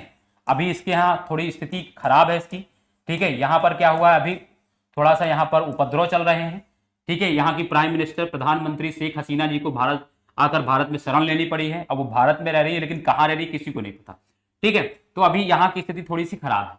ये बांग्लादेश है, और ये नालायक है बच्चों। ये नालायक ऐसा है कि जो भले ही भूखा मर जाएगा लेकिन भारत से दुश्मनी नहीं छोड़ेगा। कौन है ये, तो ये पाकिस्तान बच्चों। ये कौन है, पाकिस्तान, ठीक है। ये कौन है, तो ये हमारा एक तरीके से बड़ा सपूत है ना। ये सपूत नहीं, कपूत है एक नंबर का, है ना। तो कपूत, ये बड़े कपूत है हमारे, ये छपे कपूत है।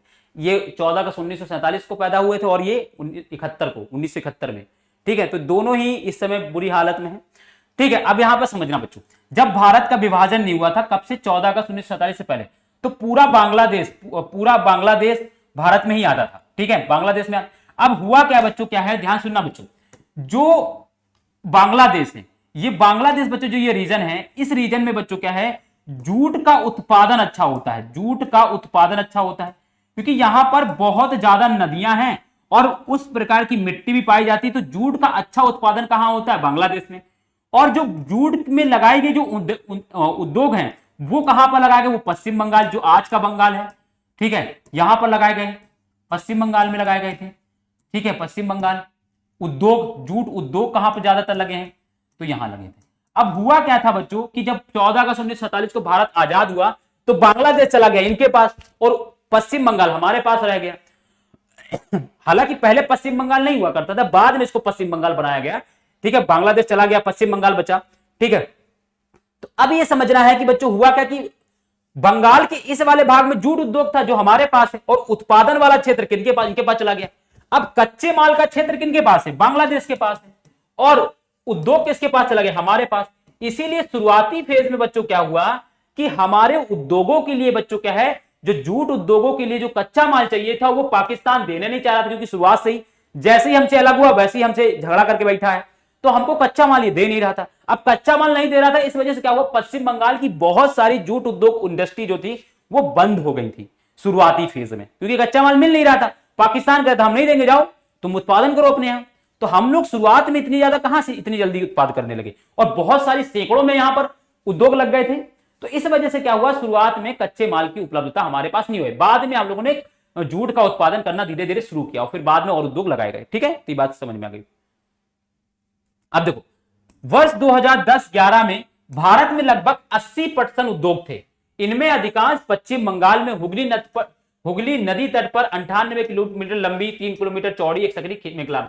बस आपको यह याद रखना कि ज्यादातर वस्त्र उद्योग, जो पटसन उद्योग कहां पर है, तो पश्चिम बंगाल के हुगली नदी किनारे। इतना अगर याद है तो बहुत है, ये इतना डाटा नहीं याद रखना आपको, सिर्फ इतना याद रखना है कि भारत में ज्यादातर उद्योग जो कहां पर है, पश्चिम बंगाल के हुगली नदी के तट के किनारे पर आसपास विकसित है, लगे हैं, ठीक है। अब देखो, पहला पटसन उद्योग कोलकाता के निकट रिसरा बहुत इंपॉर्टेंट है, 1855 में लगाया गया। अब देखो, पहला सूती वस्त्र उद्योग 1854 में, पहला पटसन उद्योग 1855 में। ये कहां पर है, ये मुंबई में, ठीक है। और ये कहां पर है, बंगाल में, बंगाल के कोलकाता के रिसरा में बच्चों।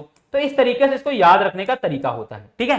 तो ये बात हो गई। अब देखो 1947 में देश विभाजन के पश्चात, अब देखो मैं वही स्टोरी समझाने जा रहा हूं। पटसन मिलें तो भारत में रह गई, क्यों? क्योंकि मैंने देखो यहां पे इमेज देखो, ये बच्चा इमेज देखो, ये इमेज देखो, ये इमेज, ये देखो क्या है, पटसन उद्योग की जो भी है वो कहां है, भारत के पश्चिम बंगाल में है, ठीक है। और यहां पर देखो रह गई, लेकिन 3/4 जूट उत्पादन क्षेत्र पूर्वी पाकिस्तान अर्थात बांग्लादेश में चले गए। तो मैंने आपको यही तो समझाया कि ये जो जूट उत्पादन जो क्षेत्र था, जो जूट का उत्पादन क्षेत्र, वो कहां चला गया, बांग्लादेश चला गया। अब हमारी इंडस्ट्री को बहुत बड़ा चुनौती का सामना करना पड़ा, क्योंकि उद्योग के लिए कच्चा माल चाहिए, कच्चा माल का क्षेत्र कहां चला गया, पूर्वी बांग्लादेश, सॉरी पूर्वी पाकिस्तान, जो बांग्लादेश बना। और वो क्या है, शुरुआत से हमारे साथ लड़ाई करके बैठा है कि हम भैया भारत को कुछ ना देंगे, मर जाओ। तो इस वजह से हमारी बहुत सारी उद्योग क्या है बच्चों, बंद भी हुई, ठीक है। अब देखो एक बात समझना बच्चों, कि हुगली नदी के तट पर, यह बात समझ में आ गई बच्चों, इसका स्क्रीनशॉट ले लो बच्चों, फिर ठीक है, फिर हम आगे बढ़ते हैं बच्चों।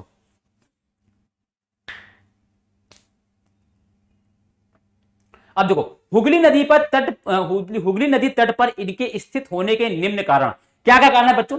तो सबसे पहला बच्चों मैंने आपको बताया था कि आपको ध्यान रखना है कि जब भी कोई भी उद्योग लगाया जाता है तो एक उद्योगपति यह देखता है कि जो उद्योग हम लगा रहे हैं उसके कच्चा माल कहां पर प्राप्त हो रहा है।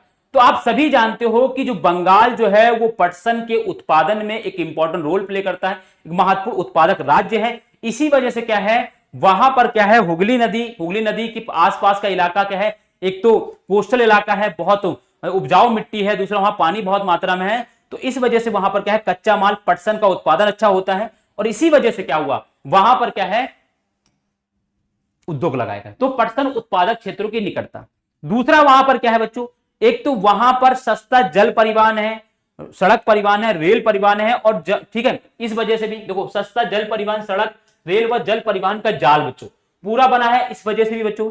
अब देखो कच्चे माल का मीलों तक ले जाने में सहायक होना, पास में ही नदियों के सहारे ही क्या है, है ना, इनर वाटर के माध्यम से हम क्या है, नाव के माध्यम से क्या है, कच्चे माल को एक जगह से दूसरी जगह आसानी से ले आ रहे हैं, ठीक है। कच्चे पटसन को संसाधित करने में प्रचुर जल भी है, वहां पर जल भी, क्योंकि बहुत सारी नदियां हैं, इस वजह से भी। फिर देखो पश्चिम बंगाल तथा सीमावर्ती राज्य उड़ीसा, बिहार व उत्तर प्रदेश से सस्ता श्रमिक उपलब्ध होना बच्चों, सस्ता श्रमिक भी हो जाता है। पश्चिम बंगाल है, बिहार बगली में है, झारखंड भी बगल में ही, उत्तर प्रदेश बगल में ही, यहां से आराम से क्या है, लोगों को एक सस्ता श्रम भी मिल जाता है, इस वजह से भी यहां लगा गया। फिर देखो कोलकाता का एक बड़े नगरीय केंद्र के रूप में बैंकिंग, बीमा और जूट के सामान के निर्यात के लिए पत्तन की सुविधाएं प्रदान करना, ये सारी चीजें तो ब्रिटिश काल से ही विकसित हो चुकी थी, चाहे बैंकिंग हो, बीमा हो, जूट के सामान के निर्यात के लिए जो हुगली बंदरगाह है, ठीक है, कोलकाता बंदरगाह है, ये पहले से ही अंग्रेजों के शासनकाल से ही बने हुए हैं, तो इनके निर्यात के लिए भी एक अच्छी सुविधा है, ठीक है। तो ये सारी चीजें क्या है, इस वजह से क्या है, यहां पर हुगली नदी के तट के किनारे क्या है। और जो मैंने एक चीज ये समझाई थी कि कोई भी उद्योग कब लगाया जाता है, जब वहां पर उसके कच्चे माल की उपलब्धता, सस्ता श्रम, पूंजी निवेश, ठीक है, और सरकारी नीतियां, बाजार, ये सब जब एक साथ होती हैं तो क्या होता है, किसी भी जगह पर क्या है, कच्चे जो है उद्योग लगाए जाते हैं। और जिनमें मैंने आपको बताया 3 बहुत इंपॉर्टेंट है, एक तो कच्चा माल और सस्ता श्रम, और तीसरा सरकारी नीतियां। ये तीन जहां कहीं भी दिख जाते हैं, किसी भी उद्योगपति को मिल जाते हैं सही मान, तो वो वहां पर उद्योग लगा देते हैं, ठीक है। तो अब आगे बढ़ते हैं। इसके बाद जूट उद्योग के समक्ष चुनौतियां क्या है बच्चों? देखो सबसे बड़ी चुनौतियां यह है कि अंतरराष्ट्रीय बाजार में क्या है बच्चों, बहुत सारे ऐसे वस्त्र बनने लगे हैं जो सिंथेटिक फाइबर के या जो कृत्रिम वस्त्र होने लगे हैं, ठीक है, वो वैसे बनने लगे हैं, जैसे लाइनॉन है, ठीक है, ये सब क्या है बच्चों, ये सब क्या है, सिंथेटिक वस्त्र, लाइनॉन आ रहा है लगा। तो इसकी वजह से क्या है, इसको प्रतिस्पर्धा करने लगी। देखो अंतरराष्ट्रीय बाजार में कृत्रिम वस्त्रों से प्रतिस्पर्धा इसको करना पड़ रहा है, पहली चुनौती। दूसरा बच्चों, भारत के जूट उद्योगों को इससे भी ये भी अन्य देशों से क्या है बच्चों, प्रतिस्पर्धा करनी पड़ी, जैसे बांग्लादेश है, ब्राजील है, फिलीपींस है, ठीक है, मिस्र है, और अगर हम बात करें तो थाईलैंड जैसे देशों से क्या है बच्चों, कड़ी प्रतिस्पर्धा कर रही अंतरराष्ट्रीय बाजारों में। अब इस वजह से भी क्या इनके समझ चुनौतियां आ रही हैं, क्योंकि इन देशों में भी क्या है, जूट का उत्पादन हो रहा है, और ये लोग भी क्या कर रहे हैं, जूट के वस्त्र या जो भी चीजें हम वो है क्या है बना रहे हैं। तो इसी वजह से भी इनको भी। फिर देखो जूट की खेती बहुत महंगी और कठिन हो गई है बच्चों। इन 3 कारणों की वजह से क्या है बच्चों, इन 3 कारणों की वजह से क्या है, जूट वस्त्र को क्या है, कुछ चुनौतियां क्या है झेलनी पड़ रही हैं बच्चों, ठीक है। आगे बढ़े, चलो फिर बच्चों चीनी उद्योग की बात करें। चीनी उद्योग की अगर हम बात करते हैं तो बच्चों चीनी उद्योग में अगर हम बात करें तो सबसे प्रथम उत्पादक अगर हम बात करें चीनी में, पहला ब्राजील जो है सबसे बड़ा चीनी उत्पादक देश है, ठीक है। उसके बाद और भी कई देश आते हैं। तो अब देखो यहां पर भारत का चीनी उत्पादन में विश्व में दूसरा स्थान है, लेकिन गुड़ व खंड सारी के उत्पादन में इसका प्रथम स्थान है। गुड़ का उत्पादन सबसे ज्यादा भारत में किया जा रहा है। चीनी में प्रथम मैंने बताया ब्राजील है, दूसरा कौन है बच्चों? भारत है बच्चों, ठीक है। तो ये बात याद रखना बच्चों, पहला कौन है? ब्राजील। चीनी के उत्पादन में पहला स्थान किसका है? ब्राजील का। और ब्राजील के बाद बच्चों किसका है? भारत में, भारत का है, ठीक है। और गुड़ के उत्पादन में पहला स्थान हमारा है बच्चों, ठीक है। फिर देखो चीनी मिलें कहां है ज्यादातर? तो बच्चों आप सभी जानते हो कि गन्ने का उत्पादन, जहां पर गन्ने का उत्पादन ज्यादा होगा वहीं पर चीनी मिलें लगाई जाएंगी। तो गन्ना कहां उत्पादन? यूपी है, बिहार है, ठीक है, ठीक है। अगर हम बात करें तो कर्नाटक वाला जो रीजन है, तमिलनाडु, आंध्र प्रदेश, पंजाब, हरियाणा, ये जो बेल्ट है ना पूरा, इन बेल्टों में क्या है बच्चों? चीनी मिलें लगाई जाती। देखो चीनी मिलें उत्तर प्रदेश, बिहार, महाराष्ट्र, कर्नाटक, तमिलनाडु, आंध्र प्रदेश, गुजरात, पंजाब, हरियाणा तथा मध्य प्रदेश राज्यों में फैली हुई हैं, ये मिली लगी है। अब देखो चीनी मिलों का 60% उत्तर प्रदेश तथा बिहार में, यानी अगर हम बात करें तो 60%, पूरे 100% अगर भारत में चीनी मिलें हैं उसमें से सिर्फ 60% चीनी मिलें कहां हैं? भारत, सॉरी, उत्तर प्रदेश और बिहार। क्योंकि उत्तर प्रदेश और बिहार जो है वो गन्ना का उत्पादन बहुत बड़ी मात्रा में करता है। और यहां पर दूसरी बात यहां पर यह भी है कि यहां पर सस्ते श्रम भी मिल जाते हैं, क्योंकि यूपी और बिहार के लोगों में के राज्यों में बेरोजगारी बहुत है और यहां पर सस्ते श्रम भी मिल जाते हैं, इसलिए यहां पर चीनी मिलें बहुत ज्यादा लगाई। जैसे चीनी मिलें, ये देखो गन्ना लेकर जा रहे हैं और फिर चीनी ऐसे बन रही है बच्चों, ठीक है। तो ये इमेज है, क्लियर बात। आगे बढ़ते हैं, इसका स्क्रीनशॉट लो फिर आगे बढ़े। चलो अब देखो कुछ वर्षों से इन मिलों की संख्या दक्षिण और पश्चिमी राज्यों में विशेषकर महाराष्ट्र में बढ़ी है। इसका मुख्य कारण बच्चों क्या है? गन्ने में अधिक सुक्रोज की मात्रा की अपेक्षाकृत ठंडी जलवायु की गुणकारी। देखो होता क्या है कि थोड़ा सा ठंडा सीजन होता है ना, तो ठंडे सीजन में क्या होता है बच्चों, या जहां पर थोड़ा औसत टेम्परेचर होता है ना, तापमान होता है, वहां पर क्या होता है, वहां पर गन्ने, अच्छा गन्ना उत्पादित होता है, उसमें गन्ने में सुक्रोज की मात्रा बहुत अच्छी होती है, ठीक है। सुक्रोज की मात्रा बहुत अच्छी होती है और सुक्रोज की वजह से ही बच्चों क्या होता है? चीनी का अधिक उत्पादन होता है। इस वजह से क्या है, अब बहुत सारे उद्योग जो है वो दक्षिण भारत में और पश्चिमी राज्यों में लगने लगे, क्योंकि दक्षिण भारत में क्या है, ना ज्यादा ठंड होती है ना ज्यादा गर्मी होती है, वहां का जलवायु औसत रहता है, वहां 22 से 25 डिग्री सेल्सियस के आसपास हमेशा तापमान रहता है, जिसकी वजह से गन्ने का अच्छा उत्पादन होता है, अच्छे किस्म का गन्ने का उत्पादन होता है। इसी वजह से अब वहां पर भी क्या है बच्चों, बहुत सारी मिलें जो हैं लगाई जाने लगी हैं, ठीक है। आगे बढ़ते हैं बच्चों, चीनी उद्योग की प्रमुख चुनौतियां क्या हैं? अब देखो इस पहला चुनौती देखो क्या है, इस उद्योग का अल्पकालिक होना, कुछ समय के लिए होता है। आप सभी जानते हो गन्ना आया, गन्ना मार्केट में आया, बस गन्ने को खरीद के चीन बना दिया। अब दूसरे टर्नओवर में पूरे 6 से 7 महीने ये बंद रहेगा, उसके बाद फिर क्या रहेगा, फिर इसके बाद फिर जब दोबारा गन्ने का उत्पादन होगा फिर आएगा फिर चलेगा, ये पहला है। पुरानी व अक्षम तकनीक का इस्तेमाल करना बच्चों, आज भी हम लोग पुराने तकनीक से ही क्या बच्चों चीनी का उत्पादन कर रहे हैं, गन्ने को पेर रहे हैं, ये भी है बच्चों। परिवहन अक्षमता से गन्ने का समय पर कारखानों में ना पहुंचना, ये बहुत बड़ी चुनौती है। गांव में लोगों के पास क्या है, ऐसा परिवहन नहीं होता कि वो अपने सामान को क्या है बाजारों में ले जाकर बेच सके या मिल मालिकों को बेच सके। तो ये परिवहनों की अक्षमता भी क्या है बच्चों, इसके सामने एक बड़ी चुनौती है। खोई का अधिकतम इस्तेमाल ना कर पाना, खोई मतलब गुड़ से बनाई जाती है बच्चों, खोई जो है, ठीक है, इस गन्ने से बनाई जाती है खोई, और उसका हम क्या है अधिकतर उपयोग नहीं कर पाए। खोई मतलब जो अगर हम बात करें तो जो गन्ने का वेस्ट है बच्चों, उसका हम अधिकतर उपयोग नहीं कर पाते हैं, ठीक है। तो आगे बढ़े, चलो खनिज आधारित उद्योग, इसका स्क्रीनशॉट ले लो फिर हम आगे बढ़े। खनिज आधारित उद्योग, ठीक है। दूसरा क्या था बच्चों, अगर हम बात करें कच्चे माल पर आधारित उद्योग में, जैसे पहला कृषि आधारित उद्योग था, दूसरा खनिज आधारित, तो अब हम खनिज आधारित उद्योग की बात करेंगे। देखो वे उद्योग जो खनिज व धातु को कच्चे माल के रूप में प्रयोग करते हैं, खनिज आधारित उद्योग करते हैं। मैंने आपको बताया था कि वे उद्योग जो खनिज व धातुओं को कच्चे माल के रूप में प्रयोग करते हैं, उन्हें हम क्या कहते हैं, खनिज आधारित उद्योग कहते हैं, ठीक है। जैसे मैंने आपको बताया था कि लोहा यानी आयरन और इस्पात उद्योग है, जो भी आयरन और इस्पात उद्योग है, उसमें हम क्या कर रहे हैं, लोहे को, लोह अयस्क को एज अ कच्चे माल के रूप में प्रयोग कर रहे हैं। तो लोहा और इस्पात उद्योग क्या है बच्चों, एक कच्चा उद्योग हो जाएगा, ठीक है। तो ये बात आपको याद रखना है। तो देखो लोहा तथा इस्पात उद्योग, लोहा तथा इस्पात उद्योग एक आधारभूत उद्योग है क्योंकि अन्य सभी भारी, हल्के और मध्यम उद्योग इनसे बनी मशीनरी पर निर्भर हैं। अगर ये उद्योग नहीं होगा तो बहुत सारे उद्योग मैंने आपको बताया था कि वो क्या होंगे, वो बंद हो जाएंगे, क्योंकि उनको चलाने में इसकी महत्वपूर्ण भूमिका होती है। जो भी अगर लोहा नहीं होगा तो बहुत सारे मशीन ही नहीं बन पाएंगे, और बहुत सारी मशीन ही नहीं बन पाएंगे तो बहुत सारे उद्योग ऐसे हैं जो अलग अलग मशीनों पर निर्भर करते हैं, तो चल ही नहीं पाएंगे। ठीक है, लोहा तथा इस्पात उद्योग। क्लियर है बच्चों? आगे बढ़े, इसका स्क्रीनशॉट लो।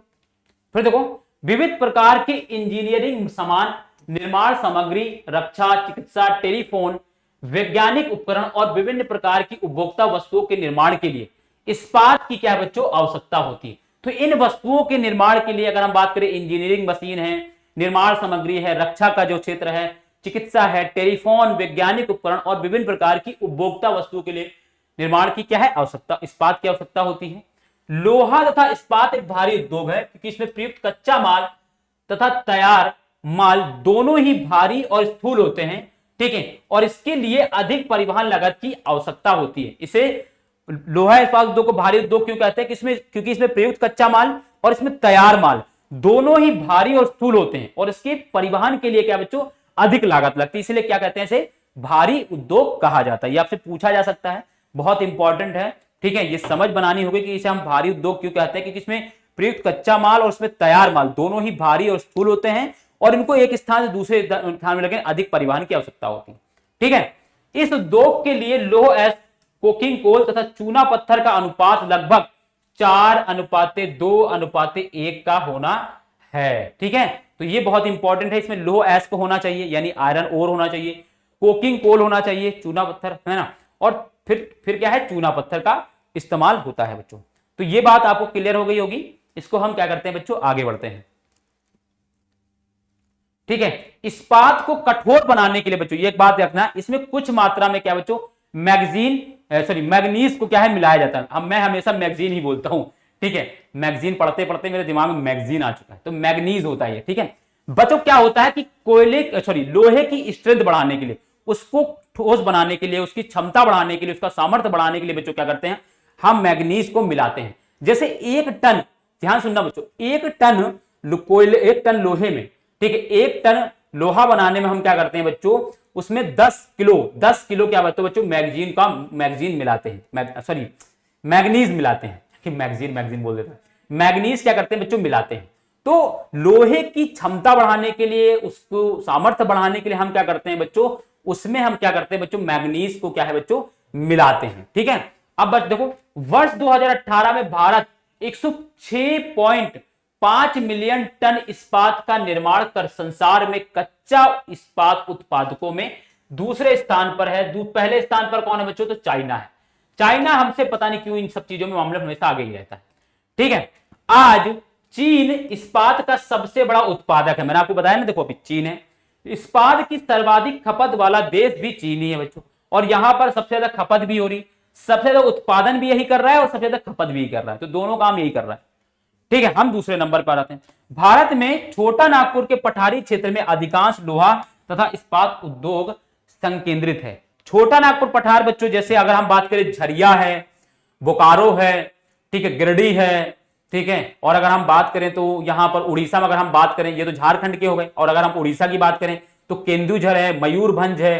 ठीक है, ये सब प्लेस ऐसे हैं जहां पर कोयला आपको लोहा आपको बहुत पर्याप्त मात्रा में, या आयरन अयस्क जो, ठीक है, लोह अयस्क आपको बहुत पर्याप्त मात्रा में मिलता है। ये बेल्ट है बच्चों जहां पर आपको ये मिलेगा। और मैंने आपको बताया था बच्चों 9th क्लास में, अगर मुझसे किसी ने पढ़ा हो हिंदी मीडियम में तो उनको पता होगा कि जो छोटा नागपुर पठार है बच्चों, वो भारत का 60% खनिज बच्चों यहीं पर प्रेजेंट है। भारत, इसीलिए उसको भारत का रूर प्रदेश भी कहा जाता है। छोटा नागपुर पठार को क्या कहा जाता है, भारत का रूर प्रदेश कहा जाता है, क्योंकि भारत के समस्त खनिज क्षेत्र का भाग का लगभग 60% खनिज जो है आपको कहां मिलेगा बच्चों, या जो चीजें हैं मिनरल्स जो है वो कहां मिलेगा बच्चों, आपको छोटा नागपुर पठार में मिलेगा। ठीक है, तो ये बात याद रखना है, इसको भी स्क्रीनशॉट लो, फिर हम आगे बढ़ते हैं। ठीक है, अब देखो भारत में कुल इस्पात उत्पादन, देखो मैंने पीपीटी एकदम बहुत प्रोफेशनल बनाया आपके लिए, एकदम हर एक चीज आप आराम से अगर पीपीटी को पढ़ते हो ना तो आपको बहुत चीजें समझ में आ जाएंगी। ठीक है, अब देखो 2012 में अगर हम बात करें कितना उत्पादन कर रहे थे, तो 81.68 मिलियन कर रहे थे। 2013 में 87.67 मिलियन कर रहे थे, मीट्रिक टन कर रहे थे, सॉरी मीट्रिक टन कर रहे थे, टन में है ये, ठीक है। फिर 2014 में अगर हम बात करें तो 92.16, ठीक है, हम क्या कर रहे थे, मीट्रिक टन कर रहे थे।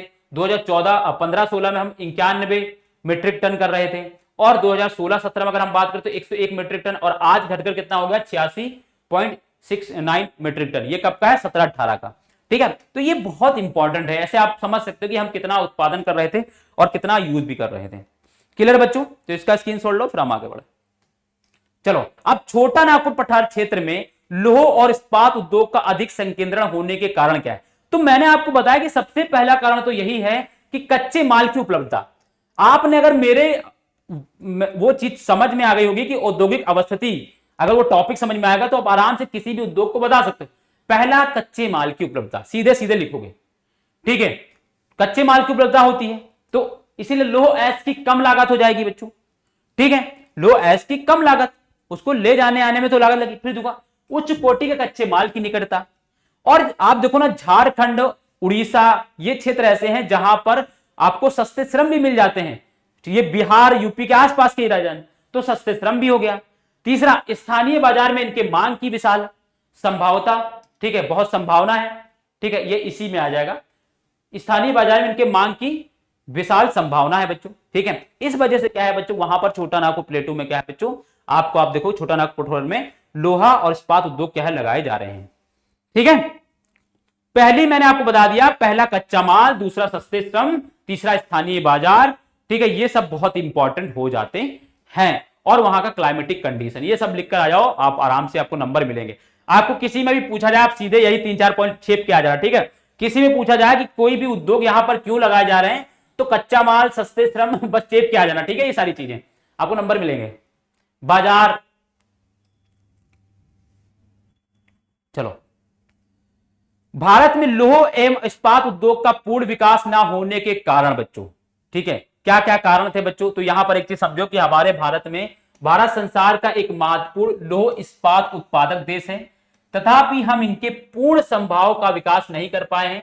इसके निम्न कारण है। पहला, उच्च लागत तथा कोकिंग कोयले की सीमित उपलब्धता। आपको पता है कि हमारे भारत में कोयला कुछ ही जगह पर पाया जाता है, उसमें भी हम एंथ्रेसाइड जो कोयला होता है, जो सबसे अच्छे किस्म का कोयला होता है, वो कोयला भारत में नहीं पाया जाता, और भारत में भी पाया जाता तो सिर्फ एक जगह पर, जम्मू एंड कश्मीर में मिलता है। इसके अलावा पूरे भारत में एंथ्रेसाइड कोयला नहीं पाया जाता। तो जो कोकिंग कोयला है वो क्या है, हमारे भारत में कम पाया जाता है। हमारे भारत में बिटुमिनस टाइप का कोयला ज्यादा मिलता है, लिग्नाइट और पिट कोयला भी मिलता है, जो बच्चों क्या है, जिसके लिए क्या है उपलब्धता, यानी कोकिंग कोयला अगर हम बात करें तो कम है। कम श्रमिक उत्पादकता बच्चों, ठीक है। श्रमिक तो हमें मिल जाती है, लेकिन बच्चों क्या है, उसमें भी उतने हमें दक्ष श्रमिक हमें नहीं मिलते हैं, ठीक है। ऊर्जा की अनियमित पूर्ति बच्चों, ये कोयले की वजह से होता है।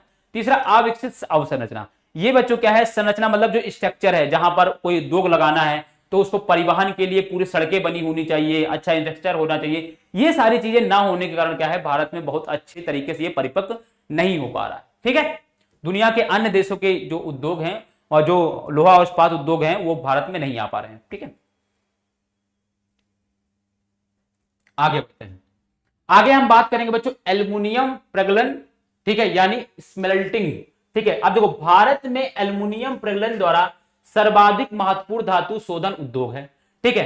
प्रगल्भ को में बॉक्साइट का कच्चे पदार्थ के रूप में क्या है प्रयोग किया जाता है। यानी जो प्रगल्भ जो भी उद्योग हैं, उनमें हम किसका उपयोग कर रहे हैं बच्चों, बॉक्साइट का क्या है हम उपयोग कर रहे हैं। या हल्का होता है, हल्का, जंग अवरोधी, उष्मा का सुचालक, लचीला तथा अन्य धातुओं के मिश्रण से अधिक कठोर बनाया जा सकता है बच्चों एल्युमिनियम को बच्चों, ठीक है। एल्युमिनियम कैसा होता है बच्चों, हल्का होता है, जंग अवरोधी होता है, उष्मा का सुचालक होता है, और लचीला तथा अन्य धातुओं के मिश्रण से अधिक कठोर इसको बनाया जा सकता है, ठीक है। एल्युमिनियम, ठीक है, मिलाया जाता है, बना। जैसे एल्युमिनियम में क्या किया जाता है बच्चों, मैं आपको बता दूं, एल्युमिनियम में बच्चों क्या किया जाता है, इसमें भी 100 टन एल्युमिनियम बनाने के लिए हम क्या कर सकते हैं, 10 केजी क्या है बच्चों बॉक्साइट का मिश्रण करते हैं, और इससे क्या होता है, एल्युमिनियम थोड़ा सा कठोर हो जाता है, ठीक है। तो जैसे हम लोहे में कर रहे थे वैसे इसमें कर रहे हैं, ठीक है। लोहे में हम क्या मिला रहे हैं, मैग्नीज मिला रहे हैं, और इसमें हम क्या कर रहे हैं, बॉक्साइट मिला रहे हैं, ठीक है। क्लियर है बात बच्चों, आगे बढ़ते हैं। फिर देखो हवाई, अब इसका उपयोग, एल्युमिनियम का उपयोग हम कहां कर रहे हैं बच्चों? हवाई जहाज बनाने में, बर्तन तथा तार बनाने में इसका प्रयोग किया जाता है एल्युमिनियम का। कई उद्योगों में इसका महत्व इस्पात, तांबा, जस्ता व शीशे के विकल्प के रूप में प्रयुक्त होने से बड़ा है। देश के एल्युमिनियम प्रगलन संयंत्र उड़ीसा, पश्चिम बंगाल, केरल, उत्तर प्रदेश, छत्तीसगढ़, महाराष्ट्र व तमिलनाडु राज्यों में स्थित हैं। तो बच्चों ये क्या है, ये कुछ देश में एक जो एल्युमिनियम प्रगलन संयंत्र है वो कहां कहां मिलेंगे आपको? उड़ीसा है, पश्चिम बंगाल, केरल, उत्तर प्रदेश, छत्तीसगढ़, महाराष्ट्र व तमिलनाडु राज्यों में आपको मिलेंगे। और ये वही राज्य है बच्चों जहां पर आपको कोयले मिलने की संभावना ज्यादा है।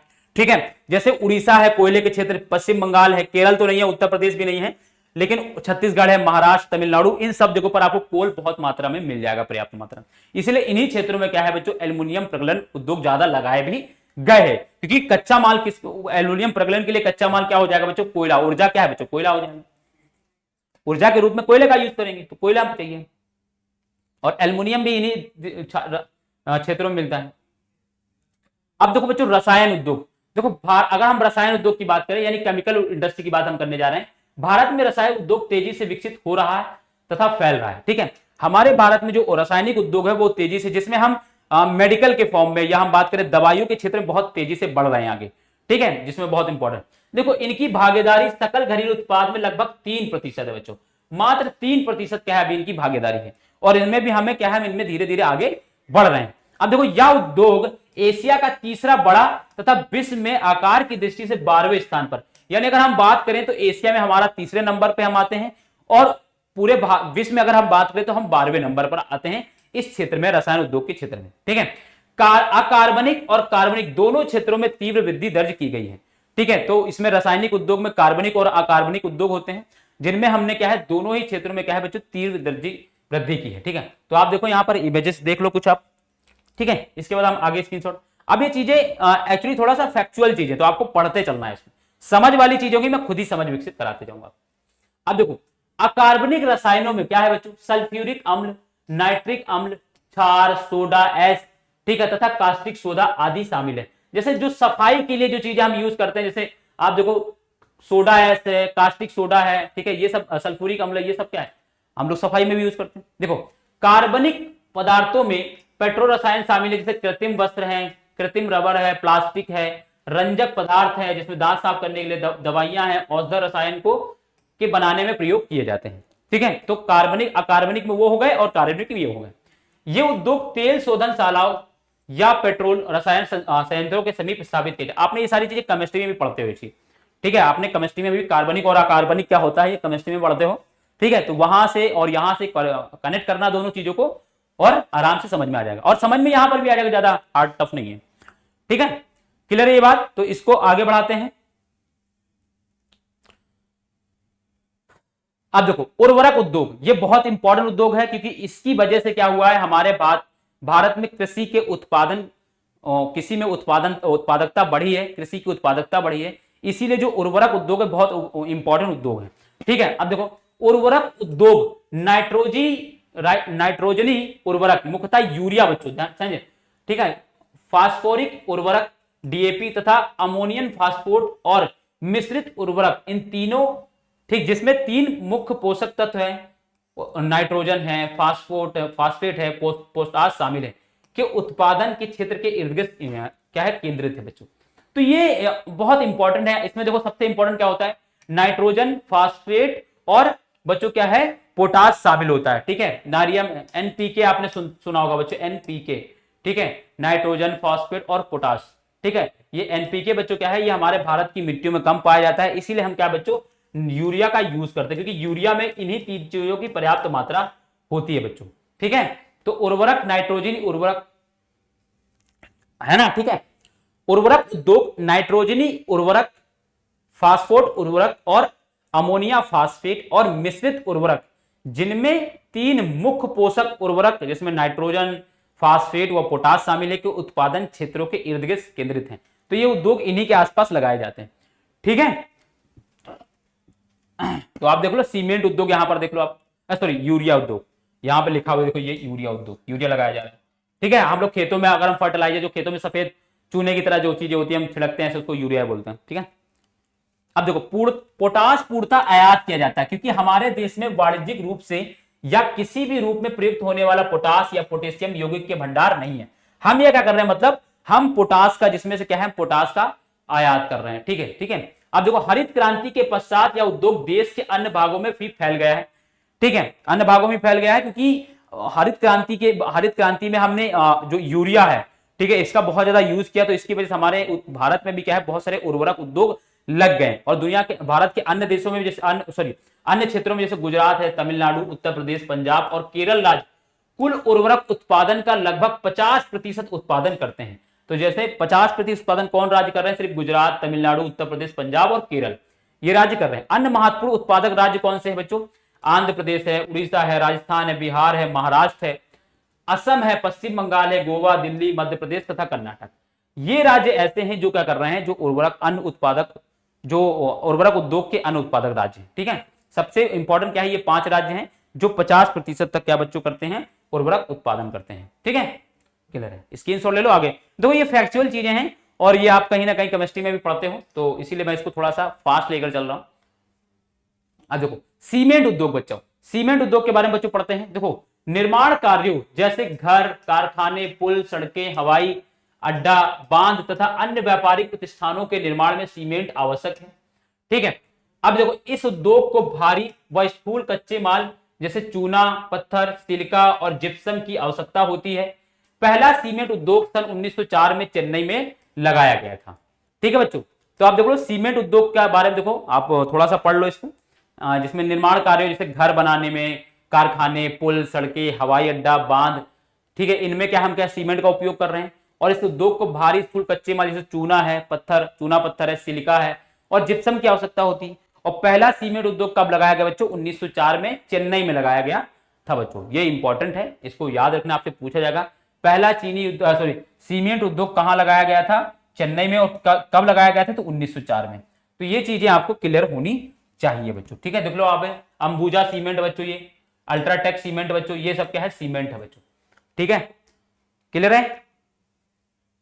चलो अब देखो, स्वतंत्रता के पश्चात इस उद्योग का प्रसार हुआ है बहुत ज्यादा, और इस उद्योग की इकाइयां गुजरात में लगाई गई हैं, क्योंकि यहां से इसे खाड़ी के देशों के बाजार की उपलब्धता है। ठीक है, क्योंकि खाड़ी के देशों में क्या है, हम भारत से क्या करते हैं, सीमेंट का उद्योग करते हैं। और सीमेंट का बहुत सारा उद्योग बच्चों, आपको मैं बता दूं, एमपी के राज्य के आसपास भी लगाए गए हैं, क्योंकि वहां पर क्या है बच्चों, वहां पर कच्चा माल मिल जाता है। जैसे चूना पत्थर जो है वहां पर मिलता है, जैसे चुर्क है, चुनार है, यहां पर सीमेंट उद्योग लगाए गए हैं। ठीक है, वहां पर भी क्या है, चूना क्या है, मिल जाता है, चूने सीमेंट के लिए कच्चा माल वहां मिल जाता है। ठीक है,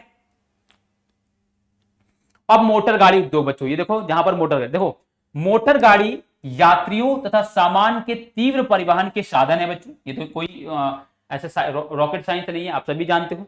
फिर देखो भारत में विभिन्न केंद्रों पर ट्रक है, बसें हैं, कारें हैं, मोटर साइकिल है, स्कूटर है, तिपहिया है या बहुउपयोगी वाहन निर्मित किए जाते हैं।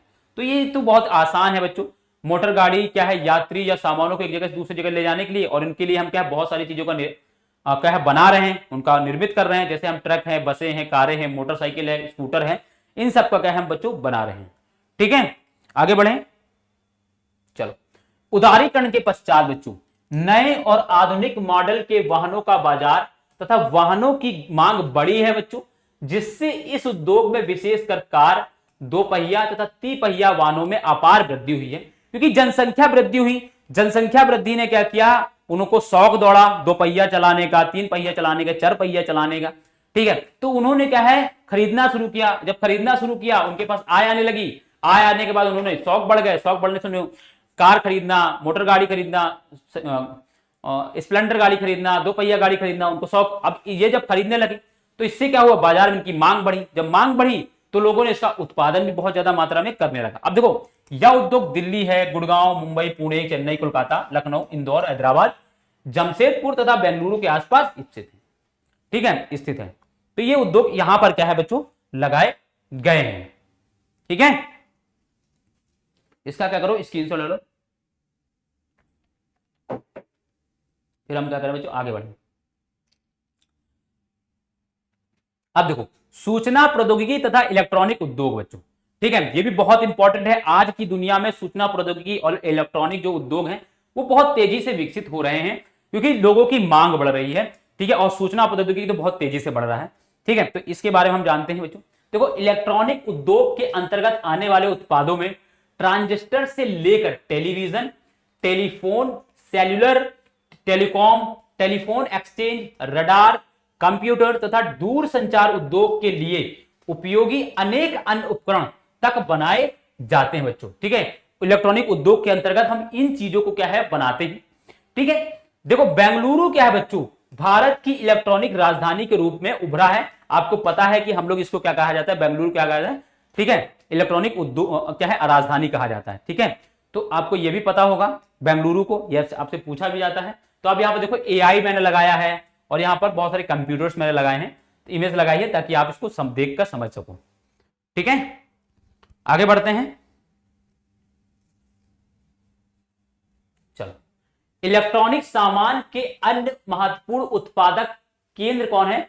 मुंबई है, दिल्ली है, हैदराबाद है, पुणे है, चेन्नई है, कोलकाता है और लखनऊ है। ठीक है, ये सारे जो है हब बन गए हैं, ये अन्य उत्पादक केंद्र हो गए। जैसे अभी नोएडा भी है, गुड़गांव भी है, ये भी क्या है बच्चों, ये अब क्या है, यहाँ के केंद्र बन चुके हैं इलेक्ट्रॉनिक और सूचना प्रौद्योगिकी के। ठीक है, तो ये बात आपको याद रखना है।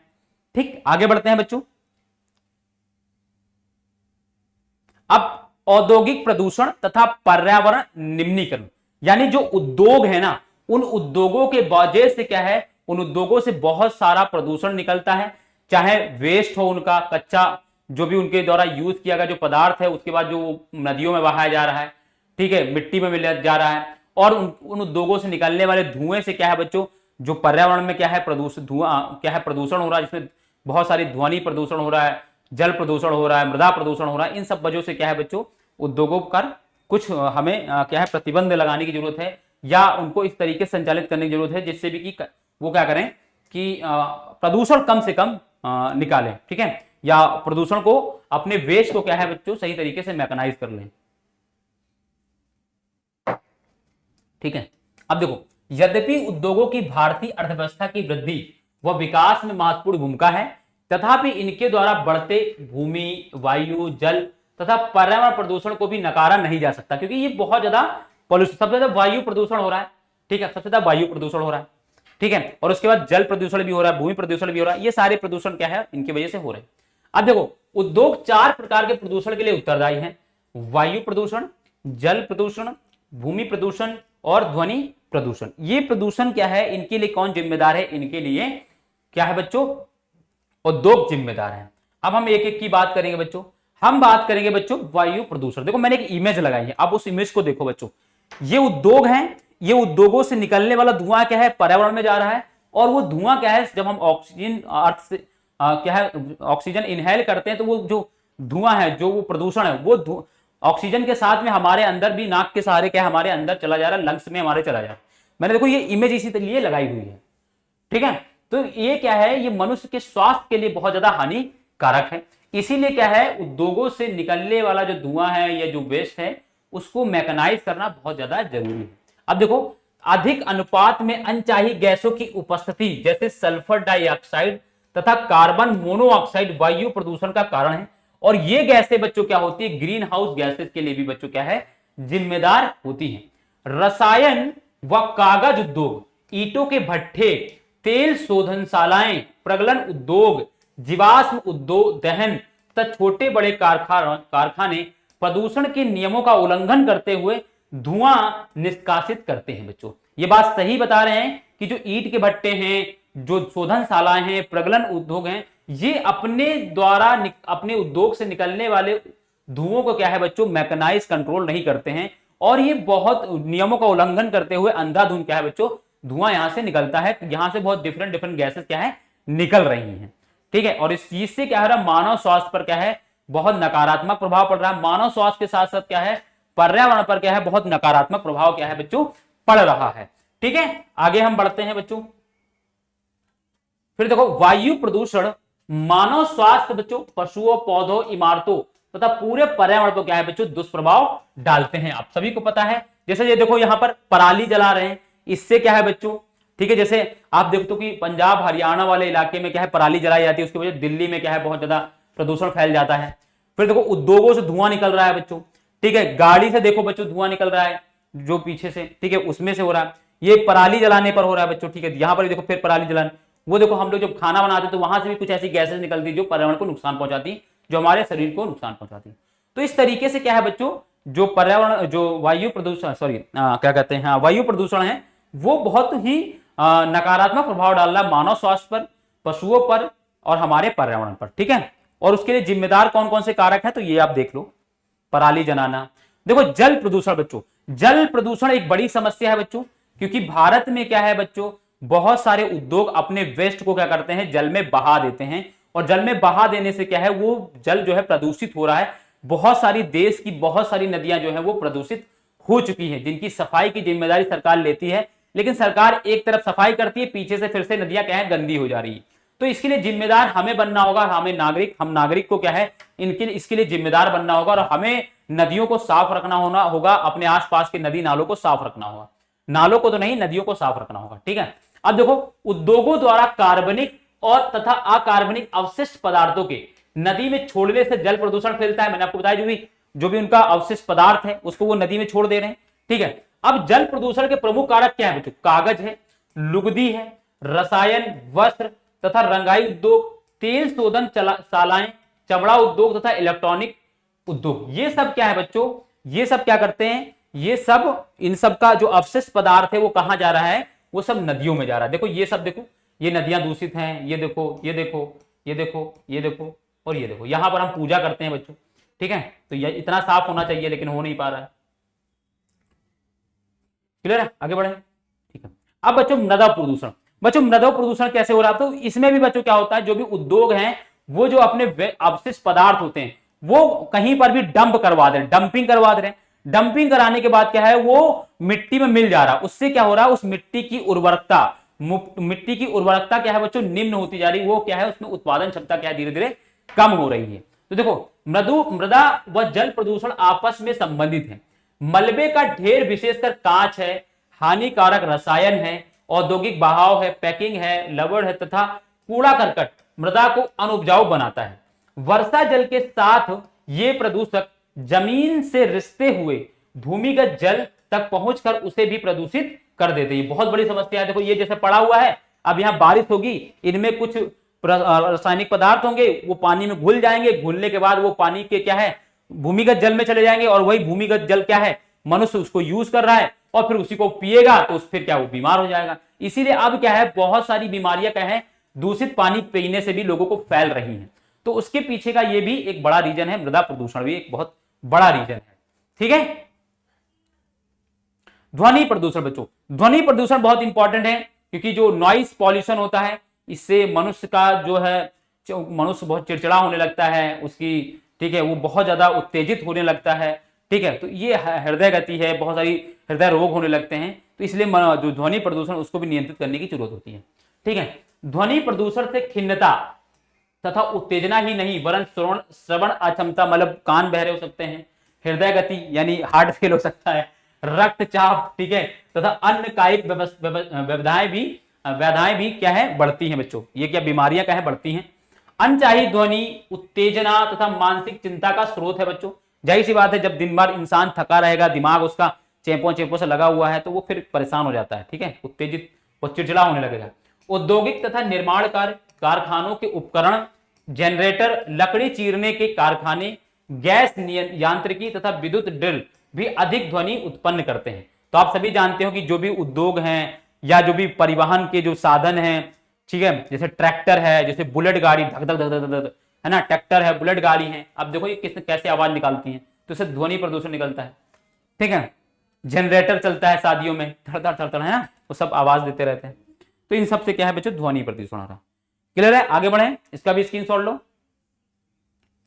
अब तापीय प्रदूषण का बच्चों, तापीय प्रदूषण बच्चों क्या होता है, जब भी हम क्या करते हैं नदी के जल में हम क्या करते हैं, जब भी गर्म जल को बिना ठंडा करे हुए नदी में छोड़ दे रहे हैं बच्चों ना, नदी में छोड़ दे रहे हैं, तो उससे क्या हो रहा है तापीय प्रदूषण हो रहा है, जिसकी वजह से क्या हो रहा है नदियों में जो मछलियां हैं और भी जो जीव जंतु हो वो मर जाते हैं, ठीक है। ठीक है, जो भी उद्योग में जो गर्म पानी निकल रहा है उस गर्म पानी को ठंडा किए बिना हम सीधे क्या कर रहे हैं, उद्योग नदियों में छोड़ दे रहे हैं, उसे हम तापीय प्रदूषण कहते हैं। ठीक है, जब कारखानों तथा ताप घरों से गर्म जल को बिना ठंडा किए हुए ही नदियों तथा तालाबों में छोड़ दिया जाता है तो जल में तापीय जल प्रदूषण होता है। ठीक है, तापीय प्रदूषण होता है। मैंने आपको बताया ना, जब उद्योगों से या तापीय घरों से जब गर्म पानी बिना ठंडा किए हुए नदी या तालाबों में छोड़ दिया जाता है तो ऐसे तो उसे हम क्या कहते हैं, जल में तापीय प्रदूषण होता है। ठीक है, क्लियर? बहुत आसान है ये तो, क्लियर है बात आपको? देखो मुझे चीजें रटी हुई हैं, आपको भी रट जाएंगी अगर आप क्लास को 2 बार 3 बार इसको देख लोगे अच्छे से। अब देखो, पर्यावरणीय निम्नीकरण की रोकथाम बच्चों, इसके रोकथाम के उपाय क्या क्या है बच्चों, हम ये चीज को समझेंगे बच्चों। देखो, औद्योगिक प्रदूषण से स्वच्छ जल को कैसे बचाया जा सकता है, इसके कुछ निम्न सुझाव हैं। पहला सुझाव तो बच्चों ये है कि जो भी चीजें हैं, जो भी चीज है, जो भी संसाधन है, उनका हम न्यूनतम उपयोग करें और उनका हम क्या कहते सस्टेनेबल उपयोग करें, यानी जितनी जरूरत हो उतना ही उनका हम उपयोग करें।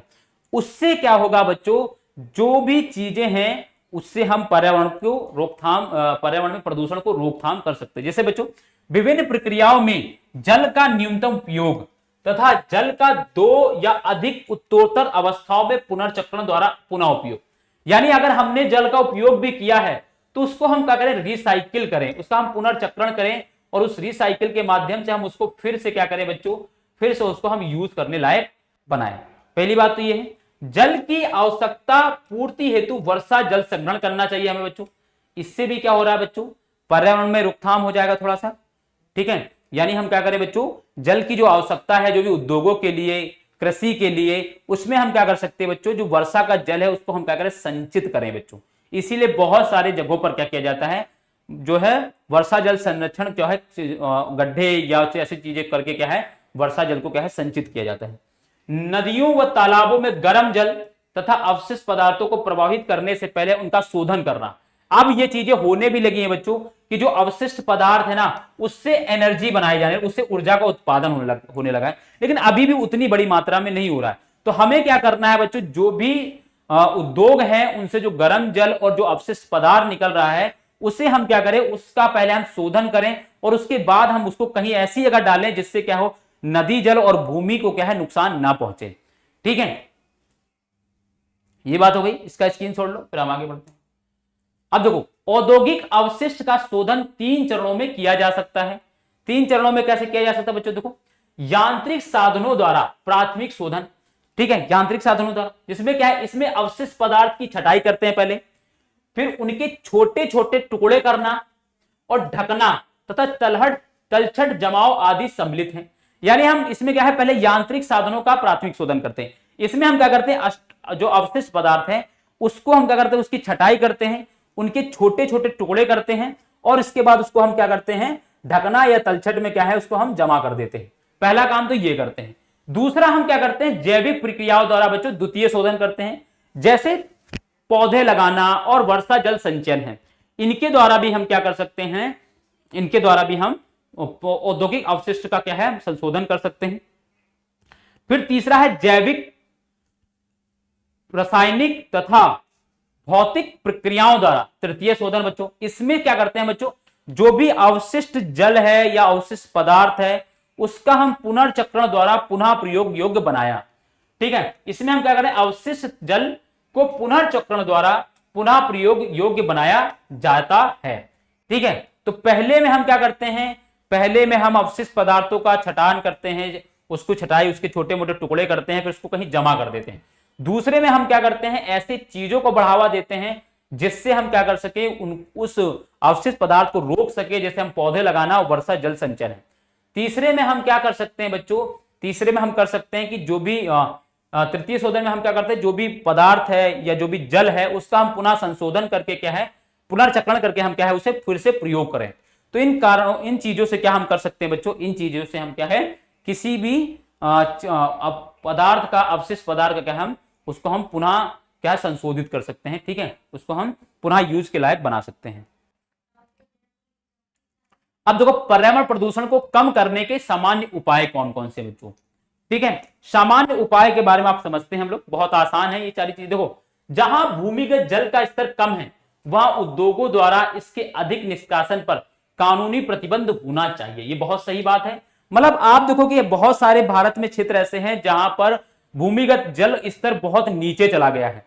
क्यों? क्योंकि वहां आसपास उद्योग लगाए गए थे, जैसे बेकिंग सोडा का है या कोकिंग, जो भी ड्रिंकिंग, जो भी सॉफ्ट ड्रिंक वाले जो भी उद्योग हैं जिनमें पानी का यूज बहुत ज्यादा किया जाता है।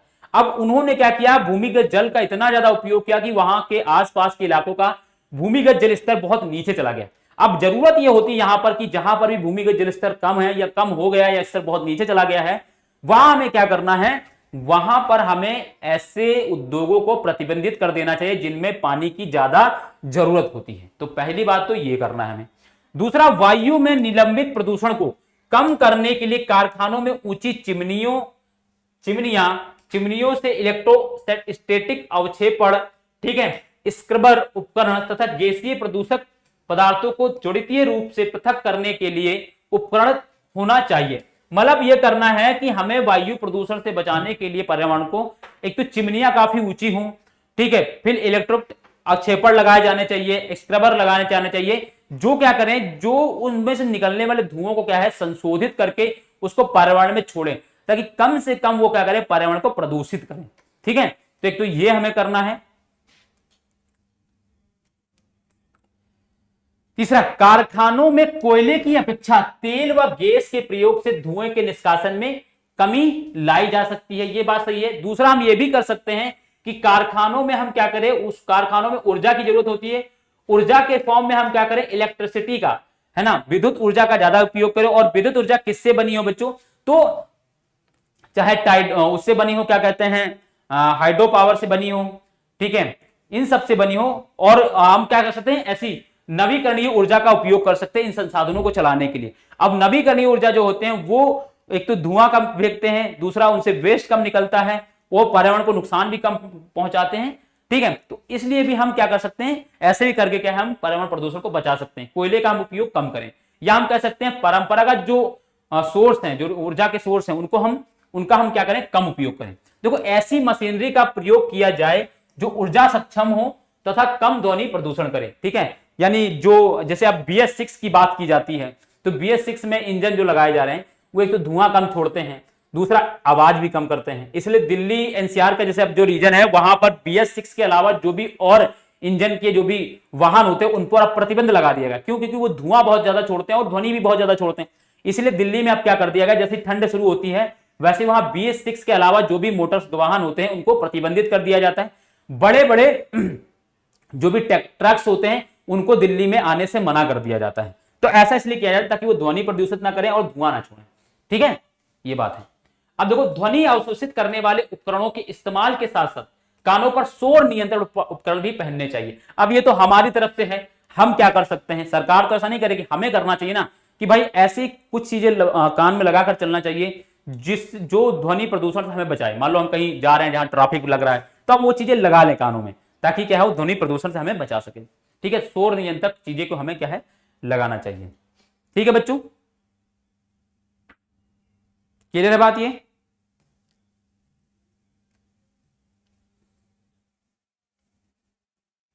क्लियर है? तो ये बात होती है कंप्लीट। ठीक है, तो अभी ये हमने टॉपिक पढ़ लिया, ये चैप्टर बहुत इंपॉर्टेंट था। ठीक, तो ये लास्ट टॉपिक हमने क्या पढ़ा कि जो भी प्रदूषण है उनको कैसे नियंत्रित करा जा सकता है, उनको कैसे निम्न किया जा सकता है। तो इस चैप्टर में जितने भी इंपॉर्टेंट डायमेंशंस थे, जो भी कवरअप करना था, वो मैंने सारा का सारा चीजें कर दिया है। और उम्मीद है कि आपको ये टॉपिक समझ में भी आया होगा और आपको अच्छा भी लगा होगा। ठीक है, अब आप लोगों का काम ये बनता है कि इस टॉपिक को, इस चैप्टर को जितनी बार चाहो उतना रिवीजन करो।